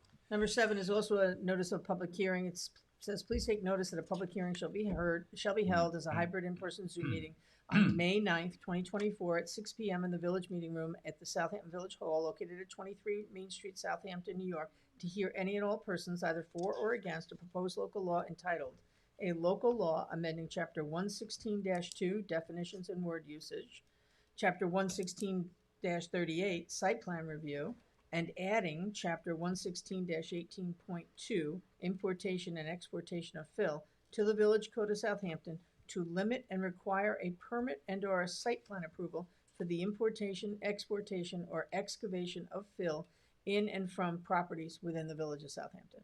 So I will make the motion. Second. Discussion. This is just, again, to add something to the code that regulates fill when added to properties. Right now, we have no control or regulation over that. This would be giving site plan approval to the planning board. They would review these to, again, ensure that we don't have runoff of rain or water from one property to a neighbor's property, and just to make sure that it is compliant with engineering standards, and that there is some control in place for again the fill that is added to various properties. So we have a motion, a second. All in favor? Aye. Number 8, resolve the Board of Trustees approves the request to form an RFP subcommittee consisting of 5 members: Anthony Carter, Alex Wallach, Christian Pichot, Richard Fowler, and Michelle Brogard, to review the 4 proposals submitted to the village regarding the wireless communications and site development for the village of Southampton. I'll make a motion. Second. All in favor? Aye. Number 9, whereas the Board of Trustees authorized the village clerk to issue a request for bid for interested parties regarding the roof replacement for the Southampton Veterans Hall and Southampton Arts Center for the village of Southampton, and to review submitted proposals received at Village Hall by notice of public bid with a deadline of April 5th, 2024 at 4:00 p.m. And whereas the village clerk has received 5 bid applications and has submitted the proposals to the board.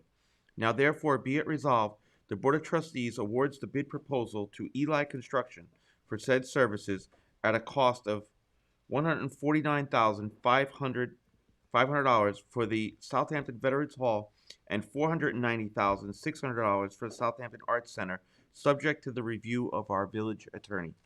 I'll make a motion. Second. Discussion.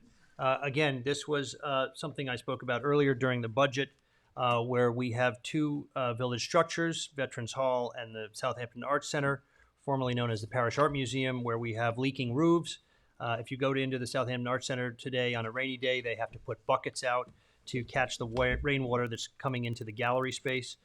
This is certainly unacceptable. This has not been addressed in quite a while, a number of years. And at this time, again, this board has determined that it is worthwhile to use capital reserves to pay for these capital improvements to village structures. And these were the best bids that came in, obviously, of the several bids we got. In fact, there was one bid in excess of $1 million for SAC. So this, as you can see, is just under $500,000. These are reasonable bids for again, replacement of roofs that are long overdue for replacement. So we have a motion and a second. All in favor? Aye. Aye. Thank you very much. I think the veterans were very pleased with the new roof there, as well as the Southampton Arts Center with the new roof on their building. Number 10, resolve the Board of Trustees accepts the donation from the Diabetes Research Institute in the amount of $1,000 to be used towards the fire department's operating budget. And be it further resolved, the budget is hereby amended to reflect the donation as follows. Increase A.2703, gifts and donations, in the amount of $1,000. Increase A.3410.2, fire department equipment, in the amount of $1,000. I'll make the motion. Second. All in favor? You want to say something? I just wanted to thank the Diabetes Research Institute. This is a gift that they have provided to our fire department, and they were very generous in terms of reaching out to us and making the donation again this year. So I just want to thank them very much for their contribution to our volunteers. Thank you. So we have a motion and a second. All in favor? Aye. Aye. Number 11 is a resolution authorizing a budget amendment to complete the sale of a surplus fire pumper truck. Whereas the Village Board of Trustees authorized the Chief of the Southampton Fire Department and/or the Mayor to enter into and execute an agreement with the Town of Merrill, Maine, for the sale of the surplus fire pumper truck in the amount of $80,000. And whereas the broker's fee for this sale amounted to $6,400, resulting in a net profit of $73,600. Whereas the Village Board of Trustees hereby recognizes that the sale proceeds should be appropriated into the Fire Department Capital Reserve. Now therefore be it resolved that the Board of Trustees directs the village treasurer to appropriate the proceeds of the fire pumper truck in the amount of $73,600 into the Fire Capital Reserve, and be it further resolved that the Board of Trustees approves the following budget amendment. Increase A2665, sale of equipment, in the amount of $80,000. Increase A3410.44, fire contractual services, in the amount of $6,400. And increase 9560.91, interfund transfer to capital fire reserve, in the amount of $73,500. $600. I'll make the motion. Second. Do you want to say anything, Roy? I just want to say that this was a very well done work by our fire department leadership, Manny Escobar, Ricky Fowler, and Polis Walker, who found a municipality that could use our pumper, which was not required in service anymore, and they've got a very good price for it. And the resulting profit of $73,600 will be dedicated to providing additional new equipment in the future for the fire department's use. So good job to all. Thank you. Thank you, Trustee Stevenson. Okay, we have a motion and a second. All in favor? Aye. Aye. 12. Resolved, the Board of Trustees approves the following attached budget modification, number 363 for fiscal year May 31st, 2024 for various budget line shortfalls. Total transfer of $527,367.49. I'll make the motion. Second. All in favor? Aye. Number 13, resolved, the Board of Trustees authorizes the Treasurer's Office to amend the 2023-2024 budget. Budget amendment number 305, funding budgetary appropriations shortfalls with excess revenues. I'll make the motion. Second. All in favor? Aye. 14, resolved, the Board of Trustees accepts a letter of resignation from Willa Bernstein, the member of the Planning Board, effective April 5th, 2024. I'll make the motion. Second. All in favor? Aye. 15, resolved, the Board of Trustees accepts the letter of resignation from Nakai Davis as a crossing guard of the Southampton Village Police Department, effective April 8th, 2024. I'll make the motion. Second. All in favor? Aye. Thank you. Number 16, resolved, the Board of Trustees appoints Guadalupe Vargas to the position of student intern in the tax receiver's office at an hourly rate of $26.00, effective April 19th, 2024. I think actually that's supposed to be May 19th. They made it effective. He's not coming to work. It's going to just be set up when he's ready to come in May. Okay, But and this was a payroll date. I see, but he only gets paid at the hourly rate Correct. when he works. Correct. Okay, I'll make the motion. Second. All in favor? Aye. Number 17 is a resolution to designate Dark Sky Week. Whereas Southampton Village residents value the region's rural character, including a clear night sky unspoiled by artificial lighting, which should be a part of the East End's natural heritage, and whereas international dark sky celebrations have become worldwide events, recognizing the dark sky night as a natural resource to be protected and restored where possible, an acknowledgement that the town of Southampton has declared April Dark Skies Month in order to bring awareness to the reduction of artificial lighting at night. This is a time during which people are encouraged to examine their outdoor lighting, checking for compliance with the local lighting code, and reevaluate lighting needs. Resolved that the Village of Southampton joins with partners around the world and the town, designating April 21st through April 27th, 2024 as International Dark Sky Week, when residents and visitors alike will be encouraged to celebrate by reducing their own light pollution and venturing outside to appreciate our beautiful star-filled sky. Okay, I will make the motion for that. Second. Discussion at all? This was, again, spoken earlier in the meeting by Sheila Pfeiffer, sorry. And she requested that we do this, and I think it's a great idea. So we have a motion and a second. All in favor? Aye. Thank you. Number 18, resolved, the Board of Trustees approves the Mariners Patriots Club and neighboring school districts to host a military recognition ceremony to recognize graduating seniors committed to enlisting in the armed services and serving our nation. The ceremony is planned to take place on Thursday, May 23rd, 2024 at 10 o'clock a.m. in Agawam Park in front of the World War I Memorial. Okay, I will make the motion. Second. All in favor? Aye. Number 19, resolved, the Board of Trustees approves the Southampton Rose Society's 4th annual Rose Day to be held on Saturday, June 15th, 2024. Festivities will last throughout the day and are in conjunction with the Rogers Memorial Library and local businesses, where they are invited to participate in a friendly competition to decorate their storefronts and windows with rose-themed displays. I'll make the motion. Second. All in favor? Aye.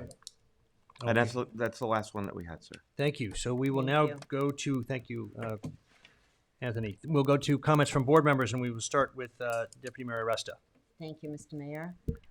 Busy week here, right back in Village Hall with the West Main Street parking lot. The bioswales have been completed, the drainage, the paving.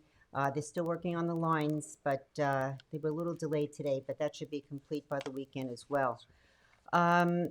This has been a 4-year process, and with the planning, with getting grant money, with many different groups coming together to make this all possible.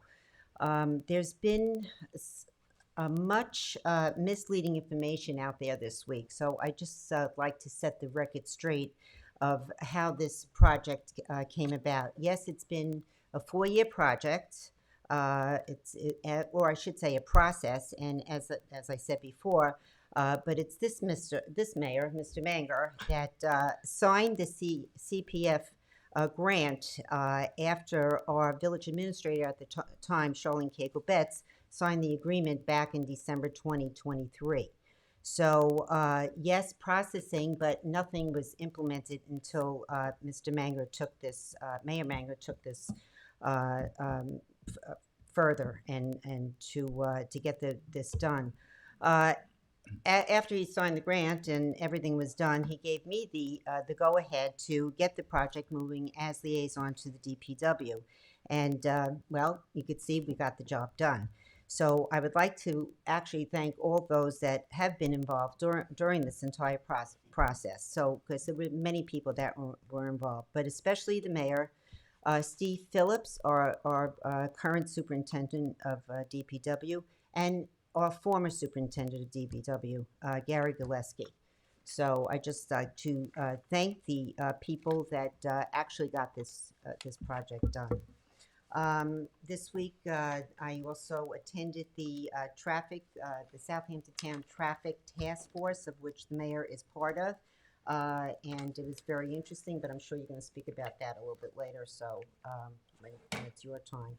And I'm also happy that we are getting those roof repairs done. The mayor and I and Steve Phillips met with Eli Construction, and I believe they're going to start pretty quickly on We're going to try and get Veterans Hall done first. Immediately, yeah. And there may be parts of SAC, but that project is not going to be complete until the fall, but we're happy to get that started absolutely. and done. The other thing is the job fair today was held at Southampton High School, and some members of our DPW were there to recruit some students. And it was very interesting because kids really don't know, or young people, I should say, not kids, don't know what's available and where their interests might be. But last year from that job fair, we actually hired some students that worked on our downtown crew, as we called it, during the summertime. So Steve told me that there were quite a few interesting applicants, so hopefully we'll get some high schoolers to work as interns this summer as well. And with that, I'll bid everyone a very good night. All right, I would just add that our police department was there as well at the high school job fair, seeing if we could have any of the students there, again, offer to work with our police department this summer. With that, I'll go to Trustee Stevenson. Mr. Mayor, thank you. I think it might be an extraordinary circumstance for me this evening, but I got nothing else to add. I've already said my three. Wow. Wow. This is almost a first for Trustee Stevenson. So thank you. Thank you. Well said, though. We'll go to Trustee Zinanti. Thank you, Mayor, and I'll be brief, Roy. I'd like to first thank the RFP Self-Service Selection Committee, several of whom are in this room tonight, and I wish you well in the work you're going to do, and I know we'll have a great result. I did attend last month an East End Mayor's Lunch, which I attended with our mayor. It was hosted by the mayor of the East Hampton Village, Larson, and we discussed a pretty ambitious agenda with much commonality and the desire to collaborate on a lot of issues of mutual interest. There were about 10 to 12 villages present at the meeting. We will talk about CPF use. We will talk about housing preservation fund use. We'll talk about traffic. It's a start, and I should say that our mayor was elected the vice chair of this group. And lastly, I want to congratulate Chief Sue for implementing a productivity and management tool to help code enforcement in the village and to raise revenues. It's called a smart handheld ticketing device. It's digital ticketing, basically a cell phone that is cloud-based, and it's an enforcement tool. The device will be used by our traffic control officers during the summer months and our police officers during the year. It allows our officers to write and instantly produce tickets at the enforcement site. It scans the vehicle data, captures images and GPS information. It comes with a small printer, which will print out the ticket and place a QR code for the convenience of paying the fine immediately, or a website that will be listed on the ticket. Currently, parking tickets are being handwritten, as you know, and then have to be manually entered into the police department system before the justice court receives any data. Many times over the years, people will go and try to pay fines via a website only to find that their ticket has not been entered into the system yet. They do all eventually get entered in, but these devices will streamline that process. When the ticket is printed out with the new device, a PDF image is taken and immediately loaded to the software that the justice court uses. So if someone wants to pay the ticket, they can do so immediately. Parking tickets issued from May 15th to September 15th, which is our summer season, last year, amounted to 3,701 tickets, and they were issued for improper turns, manner of parking, time of parking.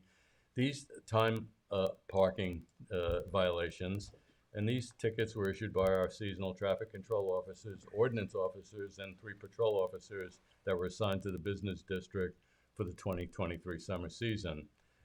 Also, some 150 tickets were dismissed last year due to errors in writing the tickets.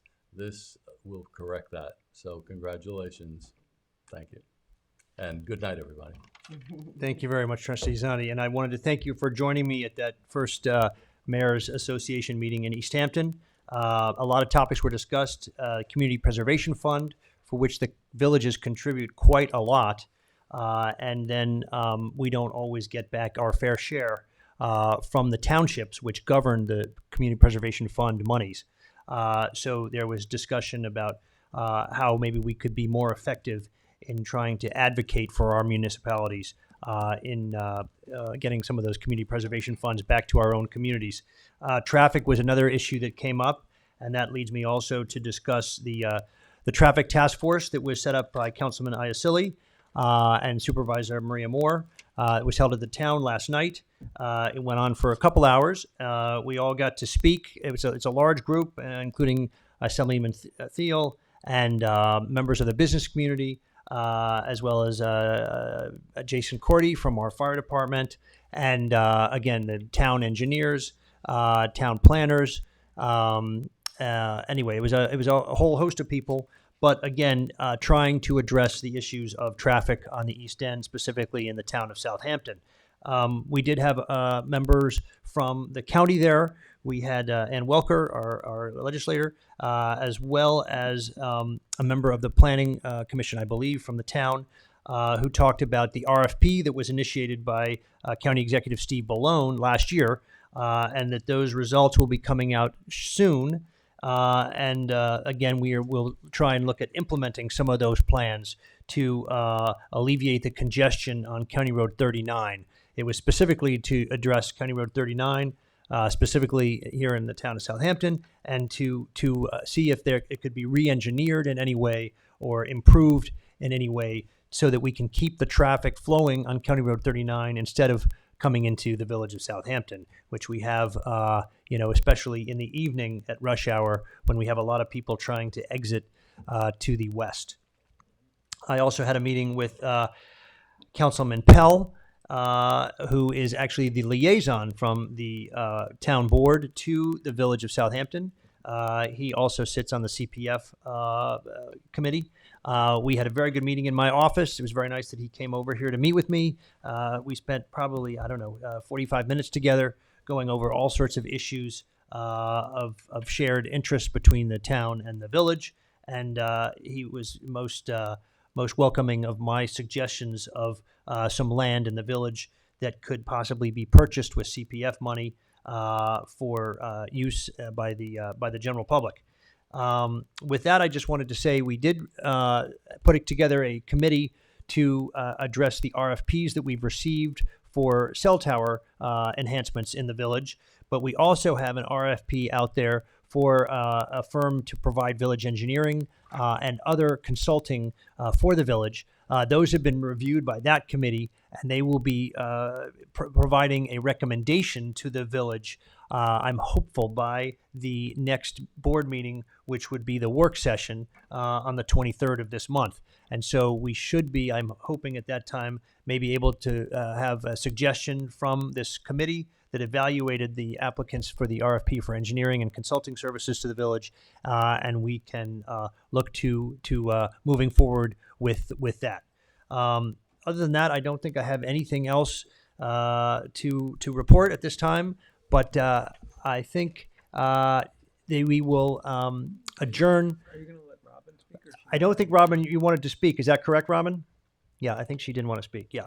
So at this time, I'm going to ask for a motion to adjourn this meeting to executive session for the discussion of legal and contractual matters. Do I have a second? Second. All in favor? Aye.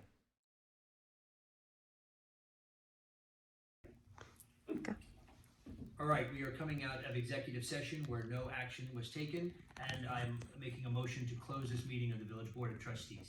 Second. All in favor? Aye. Thank you very much.